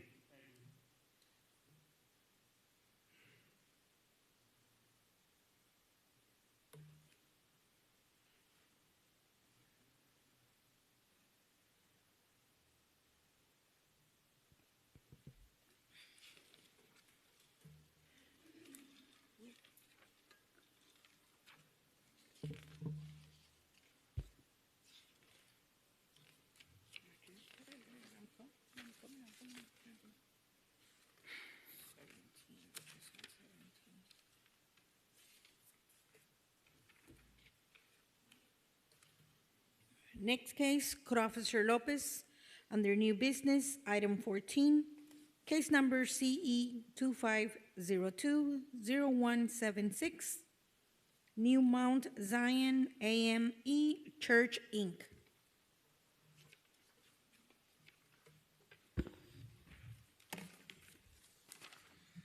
The property was cited on 2/20/25 for code violation section 6-531, parentheses, J12. This is in reference to the 40-year recertification. Both summons to appear, notice of violations were certified mailed on 4/14/2025. Property was also posted on 4/14/2025. Service of notice of violation was unclean. Permit number 23010138, still open. Compliance is not met, therefore the property was set for tonight's hearing. Currently, the property is in violation. I took the photographs on 2/14/2025. Photographs fairly and accurately represent what was observed. Special Master, please accept these photos submitted as evidence. Accepted.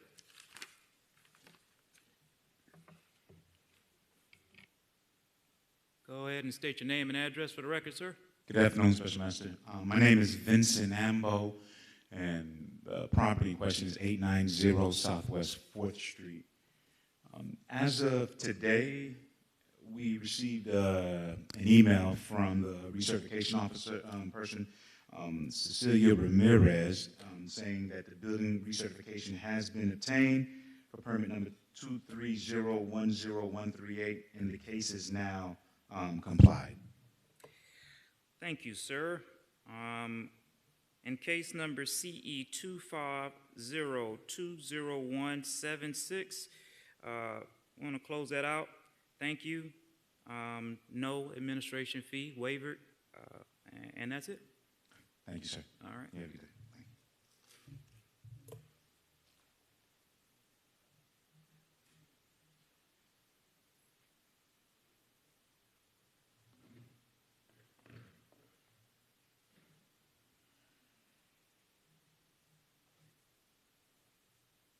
Next case, Code Officer Chapelli, under new business, item 24, case number CE 25020229, Lismaidi Gonzalez Rodriguez.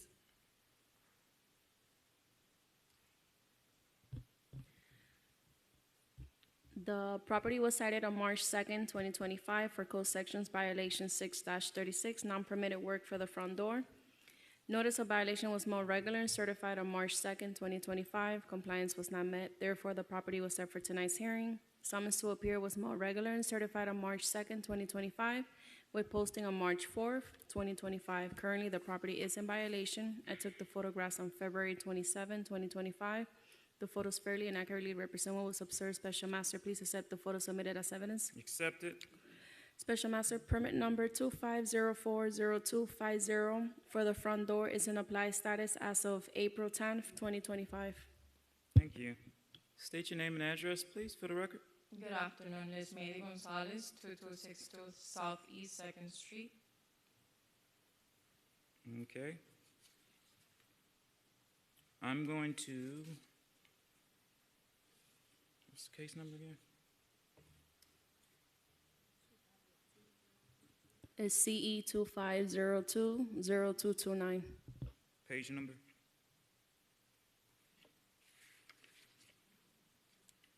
It'd be page number 7, the last item, item number Thank 24. Thank you, thank you, thank you.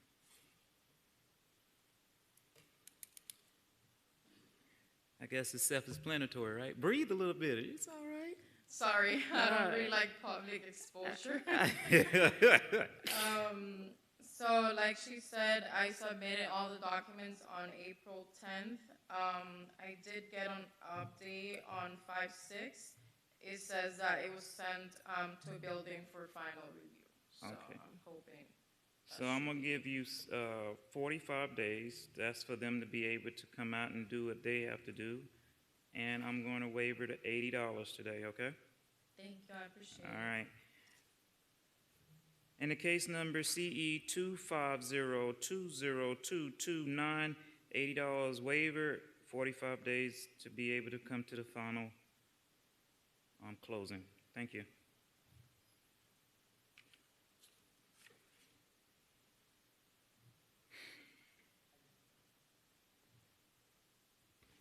Next case, Code Officer Johnson. Item 39, under new business, case number CE 25040142, Carlos Alberto Roca, Nicolás Gómez.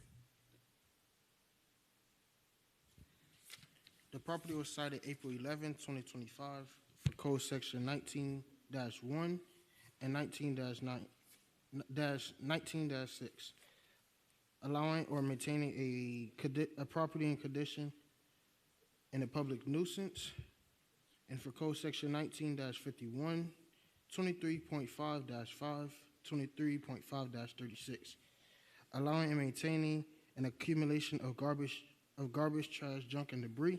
This violation is complied. For code section 28-23238, and for the Florida Building Code, using a meter room for storage of other materials, this violation is complied. For code section 6-36, failing to obtain a permit required by code. And for chapter 15, maintaining a dwelling in a violation of minimum housing. This will be for code section 15-151, and for code section 15-153, and section 15-166, and for code section 15-186, and code section 15-252. A notice of violation and summons to appear was mailed April 11, 2025. Service was received April 23, 2025. Compliance was not met, therefore the property was set for tonight's hearing. Summons to appear, property was posted April 11 and April 22nd. I took the photographs. The photos fairly and accurately represent what was observed. Special Master, please accept the photos submitted as evidence. Accepted. Special Master, I met with the property property owner. Was it Tuesday? This Tuesday that just passed. So he was saying that he's been talking with the tenants and everything. So the violation, which I did state, has complied, and the tenants is also here. She says she has a testimony to give as well. Okay.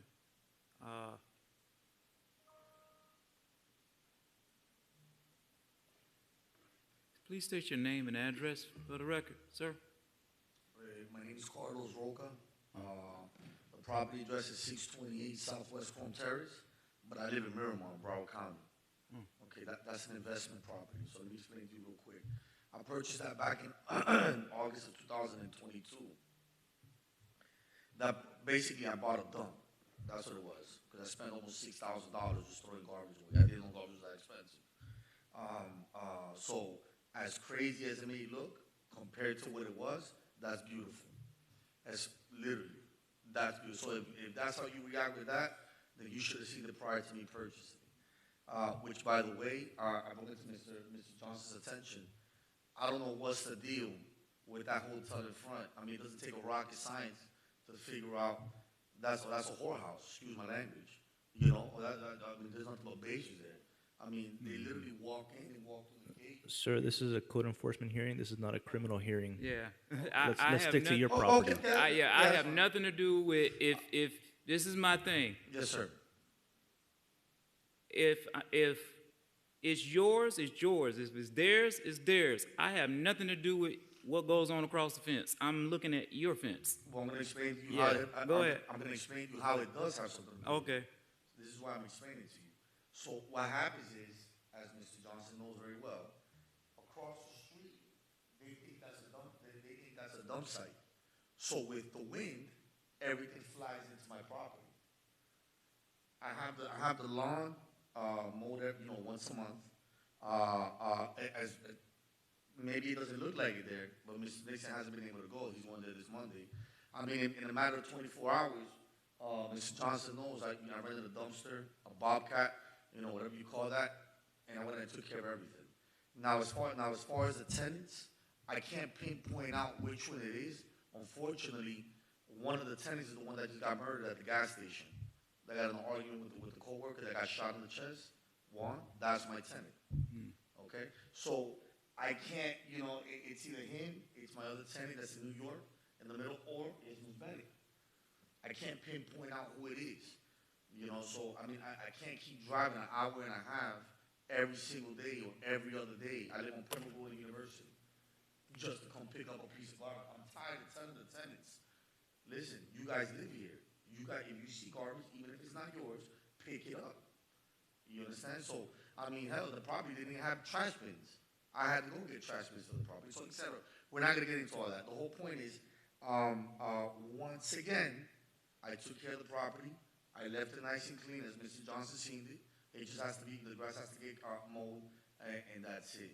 As far as the inside inside of that apartment, regarding the plumbing or whatever that is, they have the option to leave, because that's exactly why I'm not renewing the contract.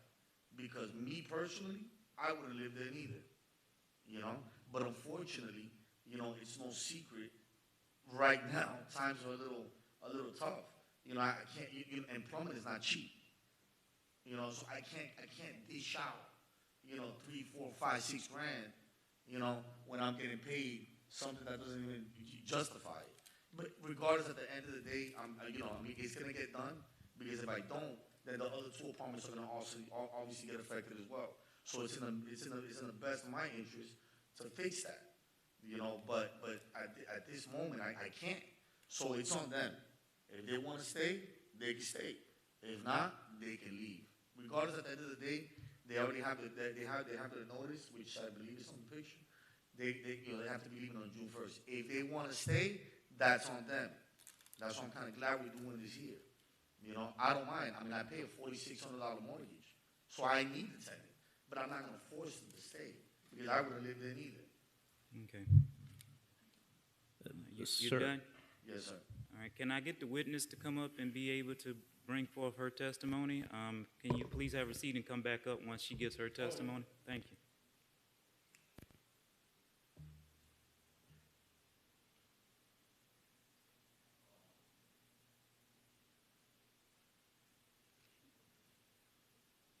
Please state your name and address for the record, please. Tiana Bennett, 628 Southwest Chrome Terrace. Okay, can you go ahead and give me your testimony? Okay, see, the problem is the outside stuff that is thrown right by the door is because we have like a huge sewage problem where our ground from the ground up is coming into the property. So like the whole walls and flooring in the property is full of water, full of mold. It's not recent. We've been living like this for over a year. And I have documents, I have emails, I have pictures. We've had a lease till the end of March. And then once my spouse called code enforcement, then he gave us a 30-day notice to leave the property. So that is our issue. Like, we've been already living like that for over a year. And we don't have any resources or anywhere else to go, so we've been dealing with it. I have kids now and everything. As far as the outside dirt and garbage, that is correct. There is a huge yard and property that just throws all their garbage and being blown in our yard. We try, but we can't control it. All right. I do apologize on your situation, all right? Unfortunately, in the state of Florida, the owner has to take responsibility, and they can fix as though they please. So my advice to you is to try to find the resources for you to be able to better your living quality, all right?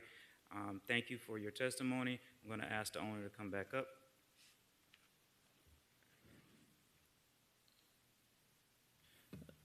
Magistrate, if I may, Yes. and I want to put this on the record for the property owner. whether or not the tenant remains at the property, you still have to come into compliance with these violations. So Yes, if the yes, tenant yes. leaves, you still have to make the repairs, and you have to call out Officer Johnson to go and re-inspect to make sure that they complied, okay? Yeah. Just putting that Well, as I the need to expectation. before it gets worse. Just putting that as Yeah. the expectation, whether or not they stay, okay? Yeah. Thank you. On top of that, my issue is the sewer. The sewer is very much inhumane. As the city just told you, regardless of if they leave or they stay, you're still responsible for that sewer. Okay. All right? That is not their fault. No, not It at is all. your responsibility. And it is very much important because now it's just not going to affect your place, it's going to affect the whole community. All right? So this is what is important for you to make sure you maintain your property for what it is of value to you. All right? Looking at that, and you saying that's a diamond compared to where it was at? Let me tell you, with all due respect, that's beautiful. Well, by the way, it's not like that anymore because they cleaned it up. You know, I get it. They don't have enough space. I don't have a shed where they can put their bikes and stuff. But I've told them a million times, move your things from your side or around the property. You know, I get it. You know, they're entitled to a certain area. But unfortunately, that's the area, according to them. You know, but I'm tired of telling them. It's not the first time I brought this to their attention. All right. But obviously they cleaned it up. It doesn't look like that anymore. All right. Johnson, how many codes is this?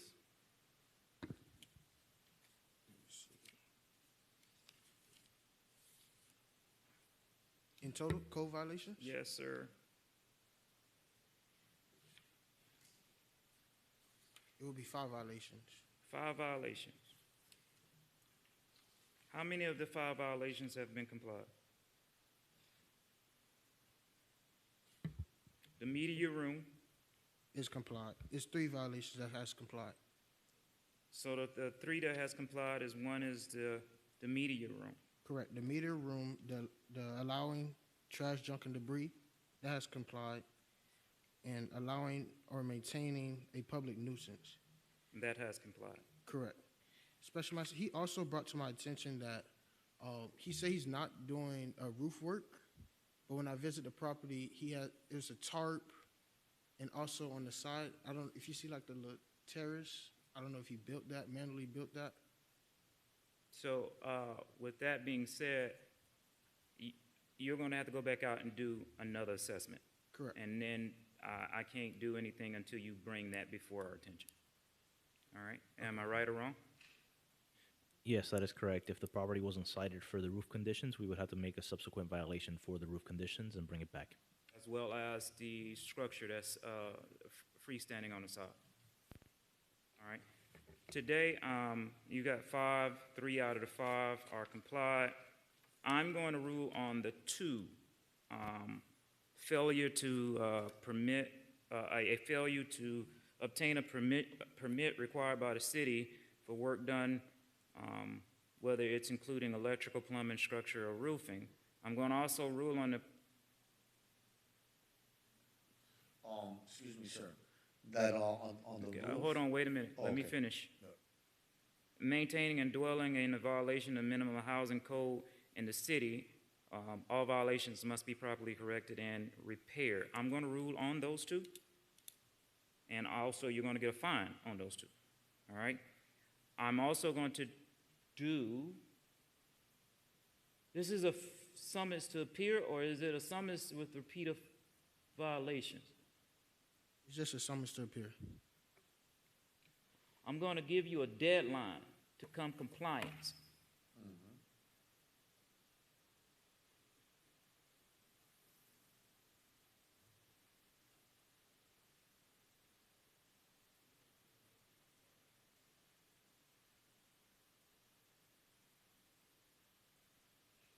But I'm going to listen to what you got to say, because I got to read this to make sure I do right. Regarding that roof, that's just, no work has been done to it.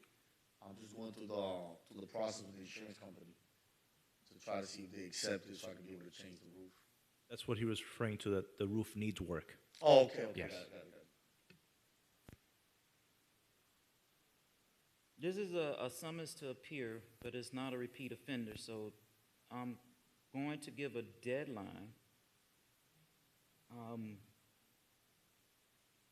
can't put a daily fine after my expiration date. I have to go first. We would have to give him a compliance date, and then the daily fine would come in after the compliance date. So I can't do a daily fine after the compliance date. That is correct, yes.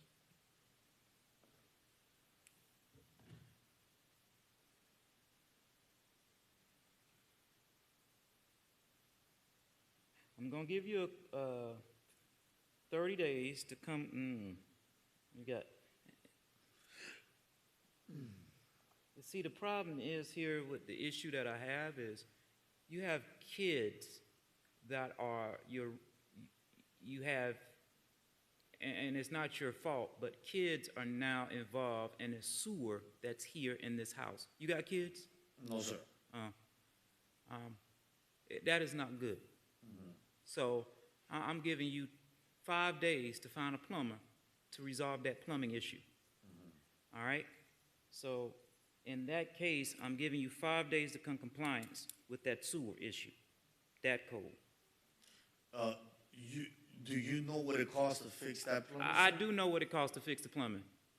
Trust me. You're talking about over $4 or $5 grand. I ain't got nothing to do with that, brother. All right. You have to get this done because now it is a hazard, a health hazard. All right? You done stated you wouldn't live there. But to have sewer at your feet every day, that's not right. You're renting out to these people. You have to They don't have to be there. I ain't got nothing to do with that. I haven't renewed the contract. Okay. All right. You got 5 days to get that fixed. You got it. 5 days to come compliant with the sewer. Officer Johnson, he has 5 days. I want that fixed. All right? Yes, sir. $80 for administration fee, 5 days to come compliant with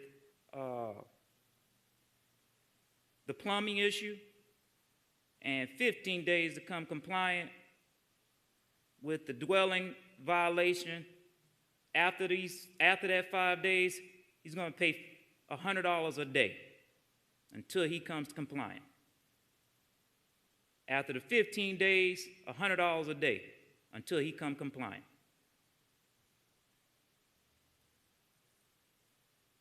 Y'all ready? Yes, sir. That's it? I'm not done. In code CE 250-40142, compliance has been met for 1, allowing maintaining inadequate of garbage, 2, allowing maintaining a condition under upon your property that is a constitutional or public nuisance, and 3, use of a media room as storage have all been compliant. However, in the code, failure to obtain a permit, 5 days to be able to become compliant with sewer leak, and to maintain a dwelling of a violation of a minimum housing code, 15 days to become compliant. Thereafter, $100 a day for the 5 days suspension, $15 15 days. After 15 days, $100 a day to come compliant. Thank you. Thank you.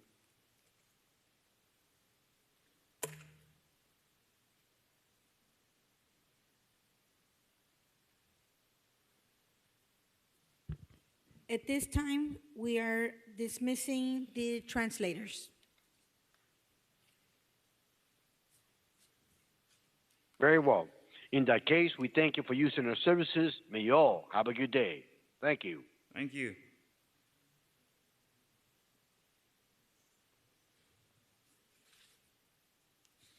And now returning to the agenda order for the remaining cases. The next case number is under Code Officer Flores, item 13, under civil citation.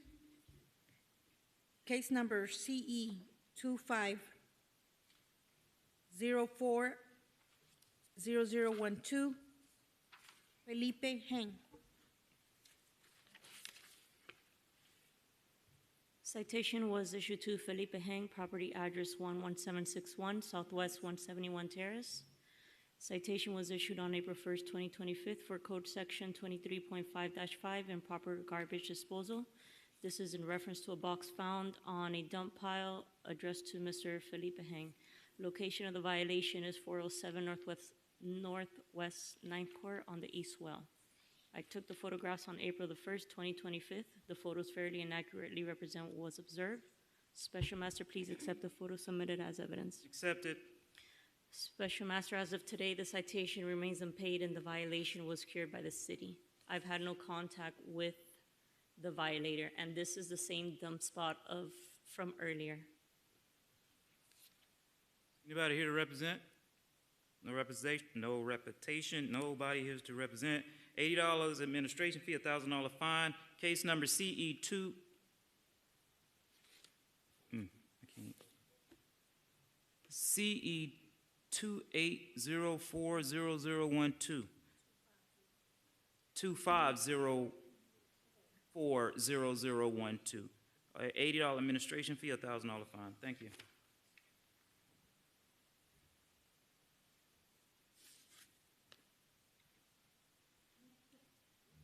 Next case, Code Officer Flores, under new business. Item 18, case number CE 25020183, Ainaira Rios. The property was cited on February the 21st, 2025 for Code Section Violation 6-36, non-permitted work. This is in reference to the accordion shutters. A notice of violation was mailed regular and certified on February the 21st, 2025. Service of the notice of violation was received on February the 26th, 2025. Summons to appear was mailed regular and certified and also posted on April the 22nd, 2025. Compliance was not met. Therefore, the property was set for today's hearing. Currently, the property is still in violation. I took the photographs on February the 21st, 2025. The photos fairly and accurately represent what was observed. Special Master, please accept the photo submitted as evidence. Accepted.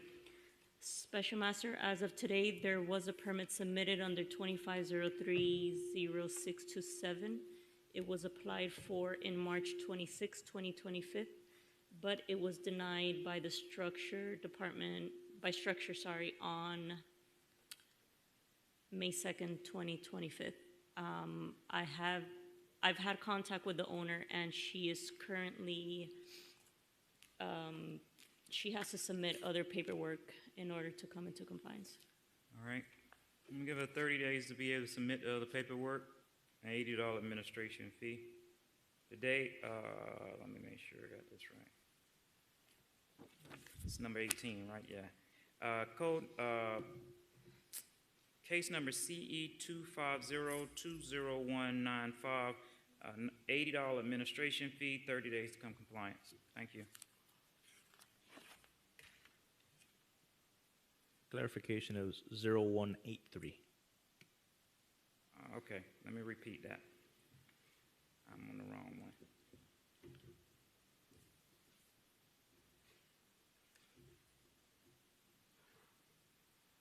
Case number 18. All right.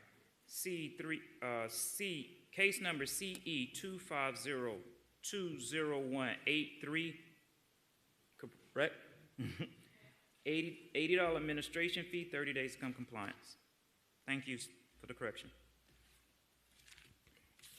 Next case, Code Officer Flores, under new business, item 13, case number CE 25030170, Ángel Montanez, Carmen Montijo. The property was cited on March 19, 2025 for Code Section Violation 6-206 and 6-207, non-permitted work. This is in reference for a fence erected without a permit, sorry. This is in reference to a white fence and black gates on the property without a permit. 6-36, non-permitted work. This is in reference to the AC split on the north side of the home. That's non-permitted. 30-433, utility trailer in the front of the property. This is now in compliance. A notice of violation was mailed regular and certified on March 19, 2025. Service of the notice of violation was received March 27, 2025. Summons to appear was mailed regular and certified and also posted on April 22, 2025. Currently, the property is still in violation. I took the photographs on March 18, 2025. The photos fairly and accurately represent what was observed. Special Master, please accept the photos submitted as evidence. Except Special Master, as of today, I have been in contact with the owner. He is currently working, submitting paperwork. There is a permit on file under number 2540335 for the fence, but it was denied on April 28, 2025 by zoning. That's only for the fence. There is currently no permit on file for the AC split. Okay. I'm gonna give them 60 days to come compliance, $80 administration fee. Right.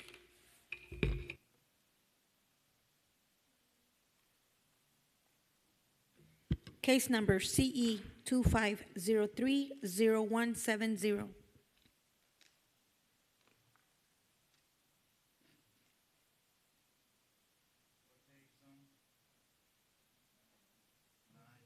Item 30.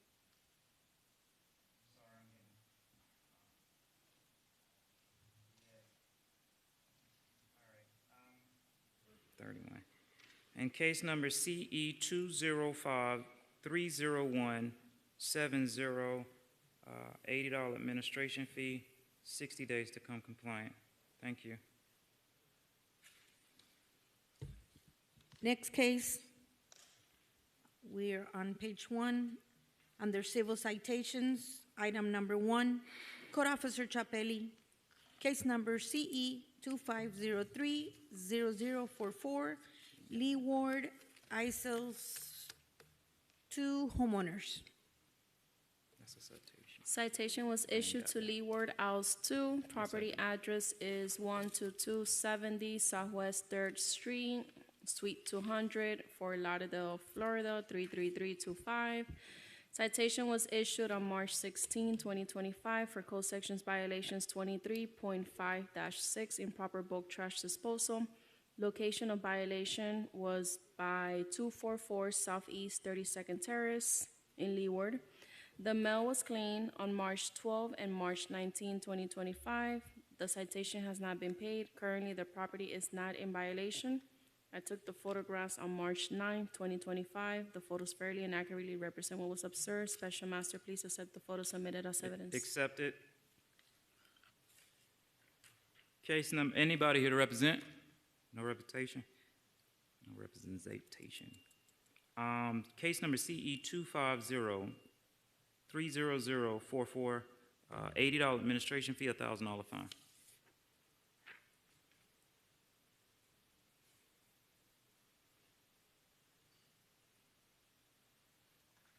Next case under civil citation, Code Officer Johnson, item 10, Liubo Torres, case number CE 25040004. Oh, I want to go back to that case. I'm sorry. I'm sorry. I just want to get some understanding. Did they clean that property up, or was that dumped there?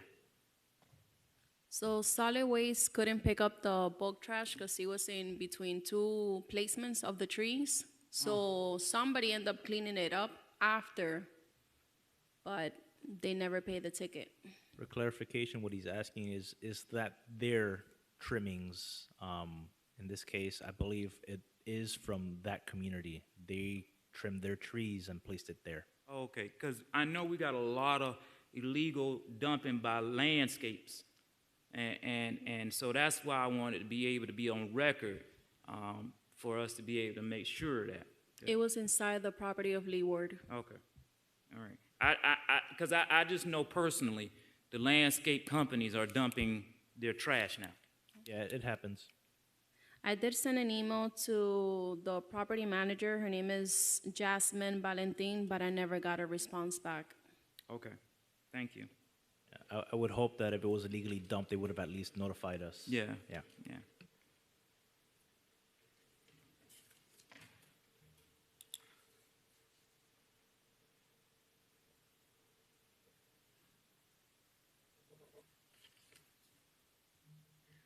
Okay, again, we are at new civil citation, item number 10.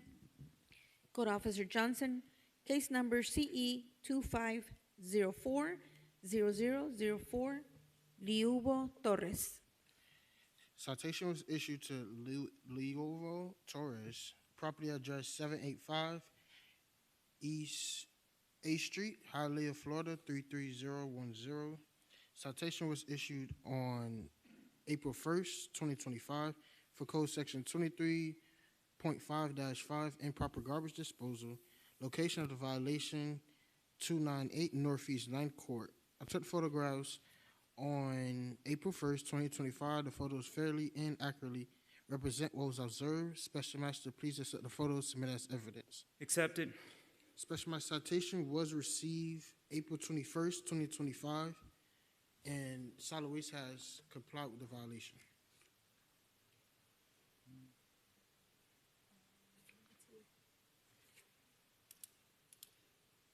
Okay.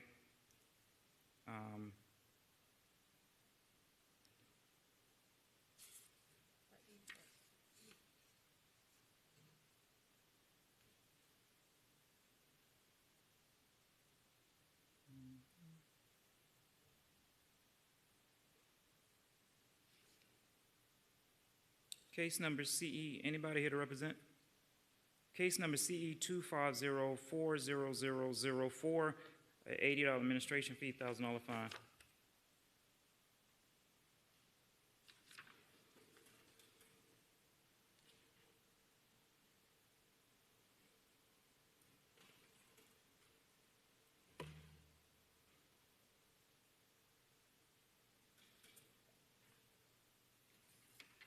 Next case, under civil citation, Code Officer Palmer. Item 11, case number CE 2504-0010, Juan Antonio and Amaya Portillo. This is complied.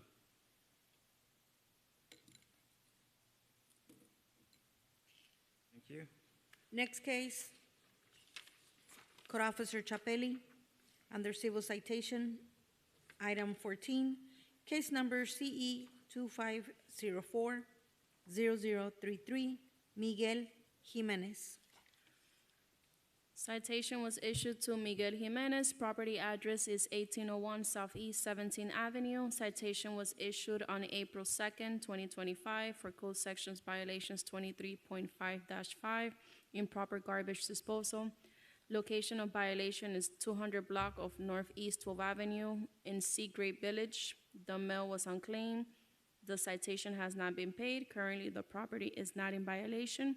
I took the photographs on April 2nd, 2025. The photos fairly and accurately represent what was observed. Special Master, please accept the photos submitted as evidence. Accepted.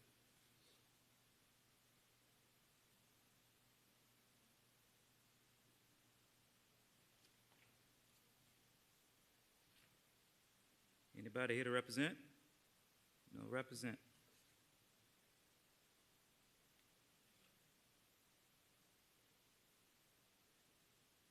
Case number CE 25040033, $1,000 fine, $80 administration fee. Thank you. Next case, Code Officer Johnson, under civil citation, item 18, case number CE 2504-0146, WGH LLC. Citation was issued to WGH LLC, property address 6800 Southwest 40th Street, Suite 240. Citation was issued April 11, 2025 for code section 23.5-5, improper garbage disposal. Location of violation happened at 1302 Northeast 1st Avenue. I took photographs April 11, 2025. The photos fairly and accurately represent what was observed. Special Master, please accept the photos submitted as evidence. Accepted. Special Master, this violation was complied by solid waste. Thank you. And Special Master, for the record, this property, so they did, receive a permit for interior repair and replacing. That's what I found inside the trash as well, so. But it's still within violation of improper dumping. Correct. So, all right, thank you. Anybody here to represent WGH LLC?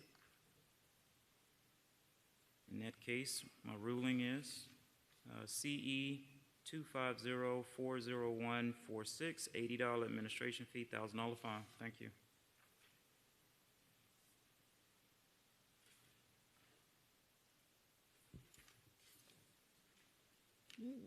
Next case, Code Officer Chapelli. Item number 3, under previously heard, case number CE 2501-0004, Raúl Dionisio Moret Pereira and Anaidi.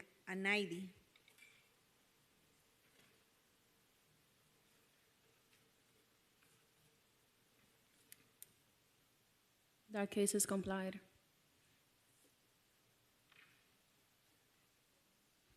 Next case, under new business, item number 1, Code Officer Morataya, case number CE 2502-0018, Pride Homes by Cargo LLC, CO Paul.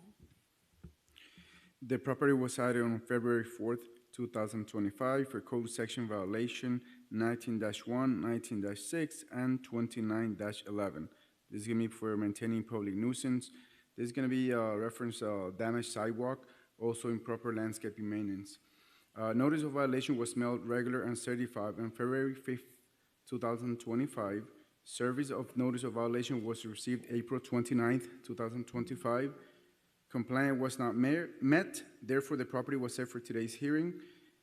Summons to appear was posted and mailed via certified mail on April 22nd, 2025. Currently, the property is still in violation.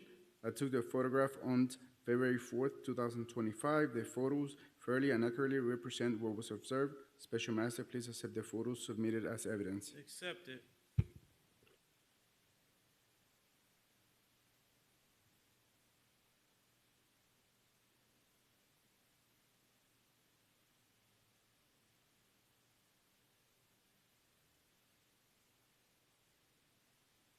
That sidewalk look horrible.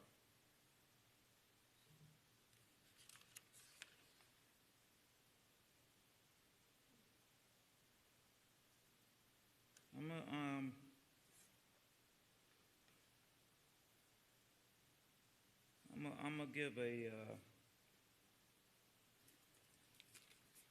15-day compliance for this one.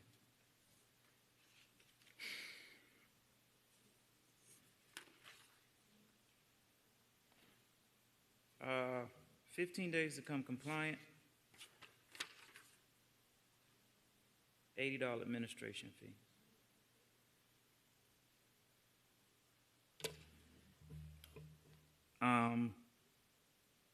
Case number CE 250-20018, 15 days to come compliant, $80 administration fee. Thank you.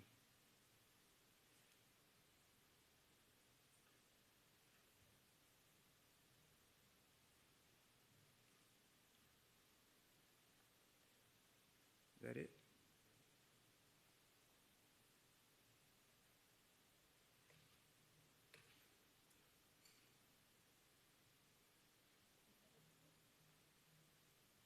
Next case, Code Officer Lopez.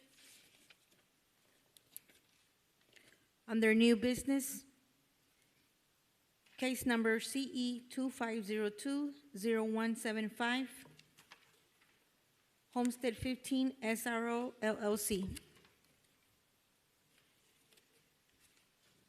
The property was cited on 2/20/2025 for code violation, excuse me, section 6-531, parentheses, J12. This is in reference to a 40-year recertification. Both summons to appear. Notice of violation was certified mail 4/14/2025. Property was also posted that day on 4/14/2025. Service of a notice service of notice of violation was claimed on 4/17/2025. Permit number 23010125, still open. Compliance was not met, therefore, the property was set for tonight's hearing. Currently, the property is in violation. I took these photographs on 2/20/2025. The photos fairly and accurately represent what was observed. Special Master, please accept these photos submitted as evidence. Accepted. Anybody here to represent Homestead 15 SRO0? In the case number CE 250-20175, $80 administration fee, 45 days to come compliant.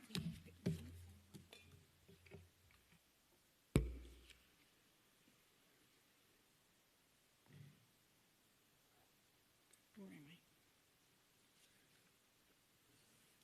Special Master?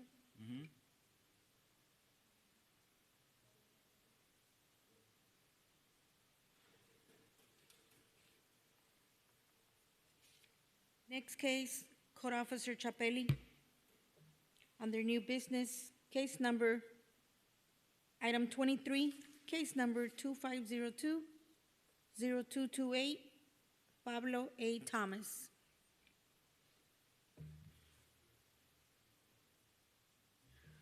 The property was cited on March 2nd, 2025 for code sections violation 6-36, non-permitted work for the front door. Notice of violation was mailed regular and certified on March 2nd, 2025. Compliance was not met, therefore the property was set for tonight's hearing. Summons to appear was mailed regular and certified on March 2nd, 2025, with posting on March 4th, 2025. Currently, the property is in violation. I took the photographs on February 27, 2025. The photos fairly and accurately represent what was observed. Special Master, please accept the photos submitted as evidence. Accepted. Special Master, permit number 25040575 for the front door is in applied status as of April 23rd, 2025.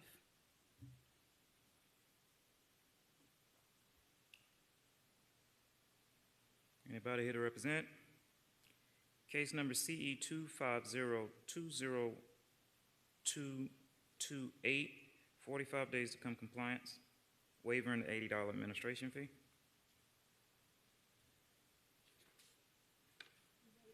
Waiver the $80 administration fee.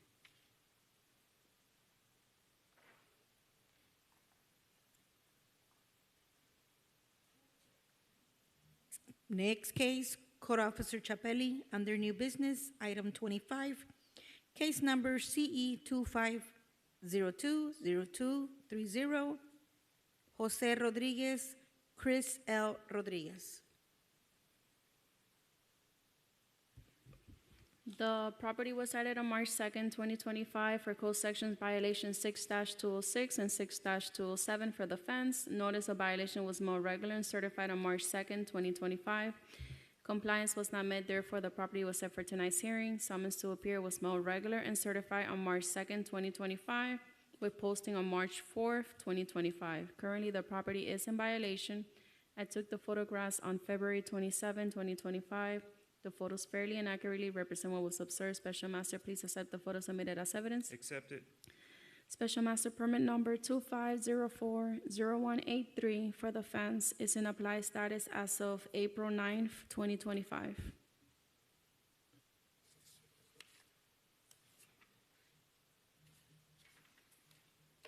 Anybody here to represent?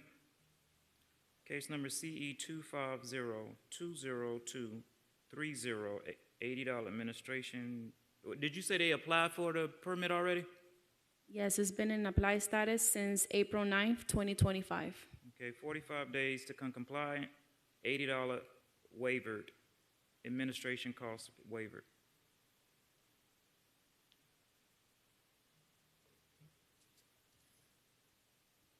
Next case, Code Officer Chapelli, Under new business, item 26, case number CE 2502-0231, Raúl Acosta González, Mónica Pérez. The property was cited on March 2nd, 2025 for code sections violation 6-36, non-permitted work for the front door. Notice of violation was mailed regular and certified on March 2nd, 2025. Compliance was not met, therefore the property was set for tonight's hearing. Summons to appear was mailed regular and certified on March 2nd, 2025 with posting on March 4th, 2025. Currently, the property is in violation. I took the photographs on February 27, 2025. The photos fairly and accurately represent what was observed. Special Master, please accept the photos submitted as evidence. Accepted. Special Master, as of today, no permits on file. Anybody here to represent? Case number CE 250-20231, $80 administration fee, 45 days to come compliant.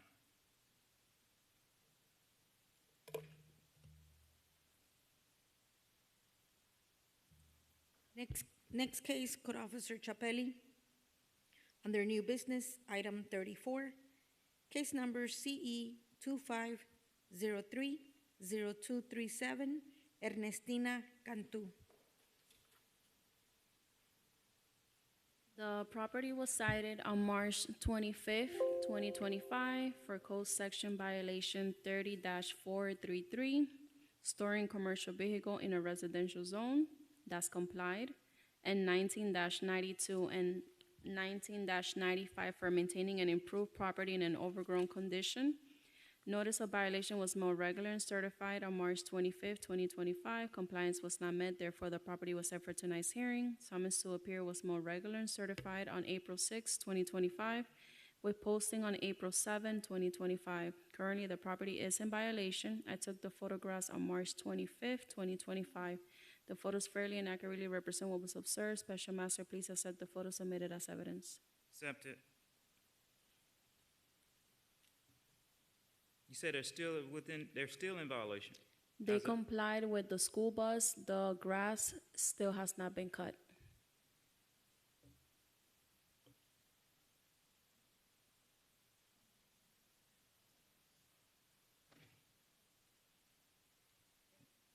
In case number CE 250-30237, $80 administration fee, 15 days to come compliance.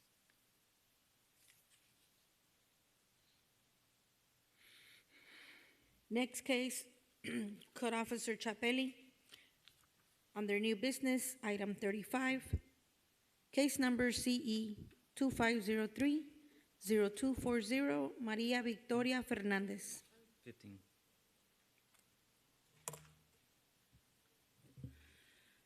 The property was cited on March 25th, 2025 for code section violation 30-433, storing commercial vehicle in a residential zone, and 6-36 for the expired permit. That is complied. Notice of violation was mailed regular and certified on March 25th, 2025.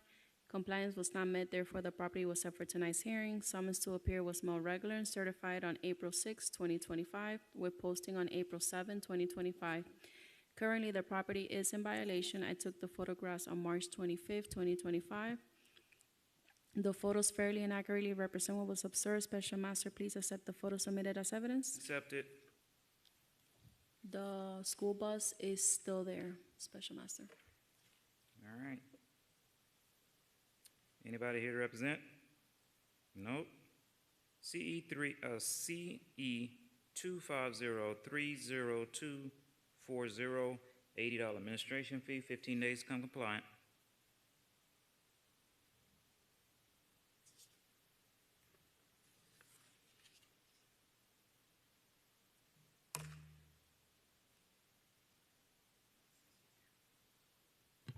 Special Master, can you please repeat that? My apologies. No problem.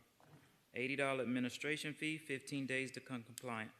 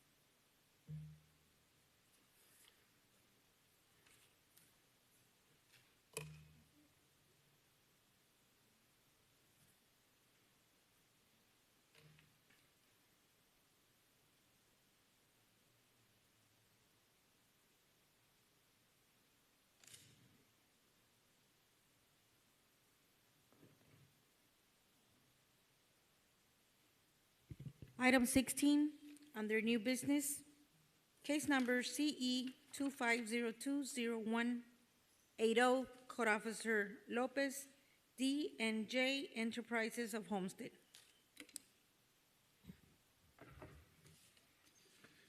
The property was cited on 2/20/2025 for code violation section 6-531, parentheses J12. This is in reference to the 40-year recertification. Both summons to appear, notice of violations were certified mail 4/14/2025. Property was also posted on 4/14/2025. Service of notice of violation was claimed on and permit number 23010094. Compliance was not met, therefore the property was set for today's hearing. Currently, the property is in violation. I took these photographs on 2/20/2025. The photos fairly and accurately represent what was observed. Special Master, please accept these photos submitted as evidence. Accepted. Anybody here to represent? In the case number CE 250-201-80, $80 administration fee, 60 days to come compliant.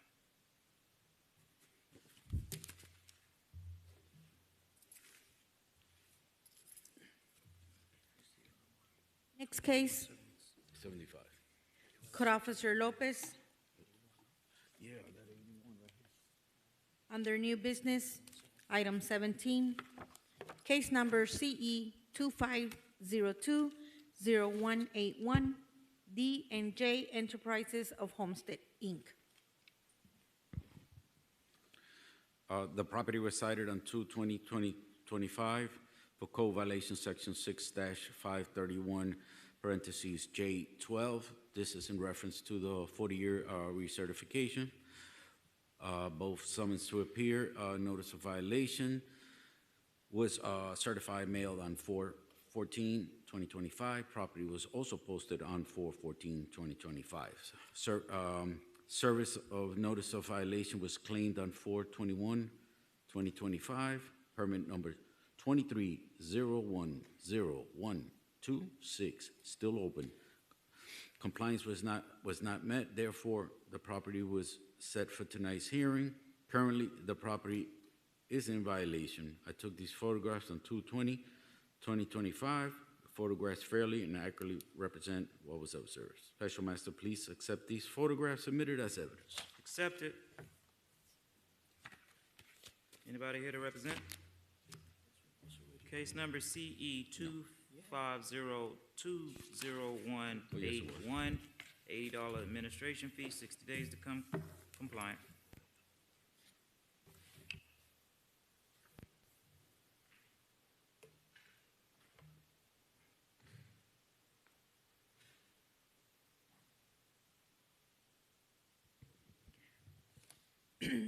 We have our lien reduction.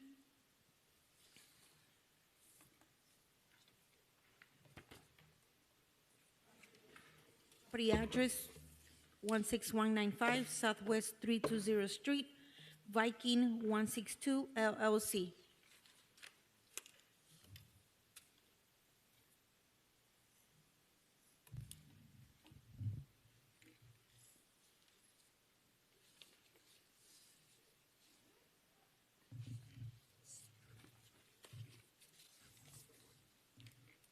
Good afternoon. Please state your name and address for the record. Good afternoon, Special Master. My name is Jason Bass, Viking Investment, Viking 162 today with 8950 Southwest 74th Court in Miami, Suite 1801. Okay. And you're asking for a reduction. What are the plans for this portfolio? Yes, sir. We've owned this property for about a decade now. We've been at odds with development services for about 2 years, over 2 years, about 3 years, trying to get the project approved. We bought the property again, like I said, about a decade ago. We went through the zoning process. We had a contentious battle with the former staff at Development Services. I had a long, drawn-out, not good relationship with them. They had us held up on this project for a long time. I'm not even going to get into that and waste your time and waste y'all's time on all that. They're no longer here. Everybody that's over there now is working very well with us. The city's working a lot smoother. The new manager and everybody in there. This project should have been built a year ago. We shouldn't even be here.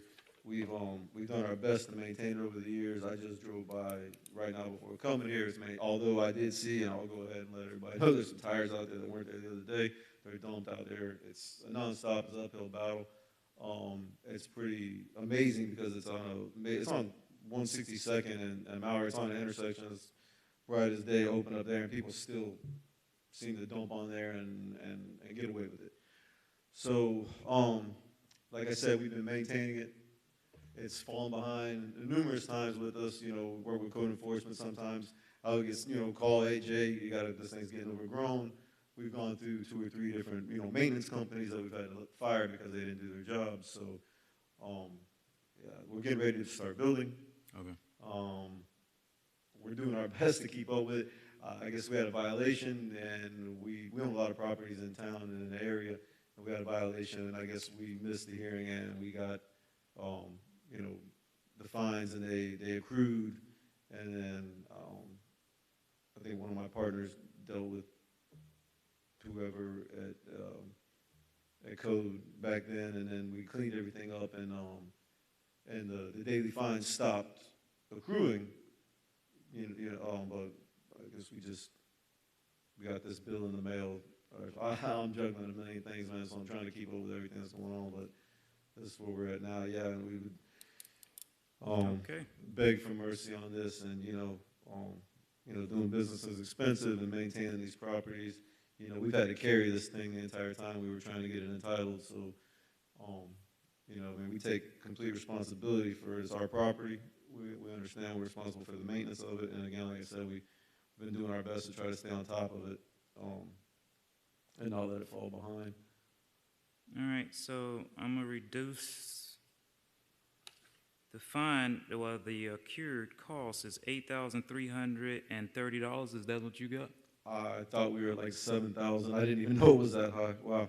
Okay. $8,333 even. That is the, as of today. That was as of last year. So that was 7/1/2024. Am I right? Am I right? I'm right. On here, I'm seeing 4/7/2025. 4/7/2020. Okay, I'm looking at compliance date. I guess I'm looking at it wrong. Okay. That's the compliance date. Yeah. The last updated all the way at the Oh, bottom okay. right. All right, I got you. So as of today, it's $8,333. I'm going to reduce it to the recommended on the scale. I'm gonna reduce it to $13,750. Greatly You can pay it appreciate today. 13,750. If that can be paid today, or within 5 days. No problem. All right. But how much? I'm sorry again. $13,750. Oh, $13,750. $1,317.50. I'll have that done. I greatly appreciate it. I'll have it to you tomorrow. All right.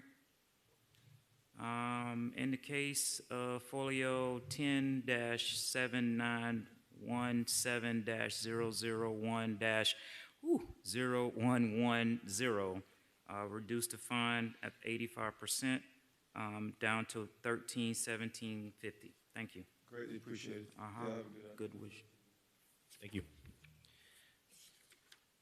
And Your Honor, we have an additional lien mitigation that came forward today under ZH Homestead LLC for 525 Southwest First Street. However, it appears that despite them requesting the hearing, they are not present and they didn't sign in. So at this time, the city is requesting that their reduction be denied. Denied. Thank you. Special Master, we have 4 cases for code officer that is out of the office. The following cases are tabled for the next hearing. Table. Can you call out the cases? Yes. Just for public record. Yes. Item number 1, CE 2406014. Item number 3 from new business, CE 25020078. Item number 4 from new business, CE 25020088. Item number 5 from new business, CE 25020089. Thank you. Meeting adjourned at 5:26. Thank you.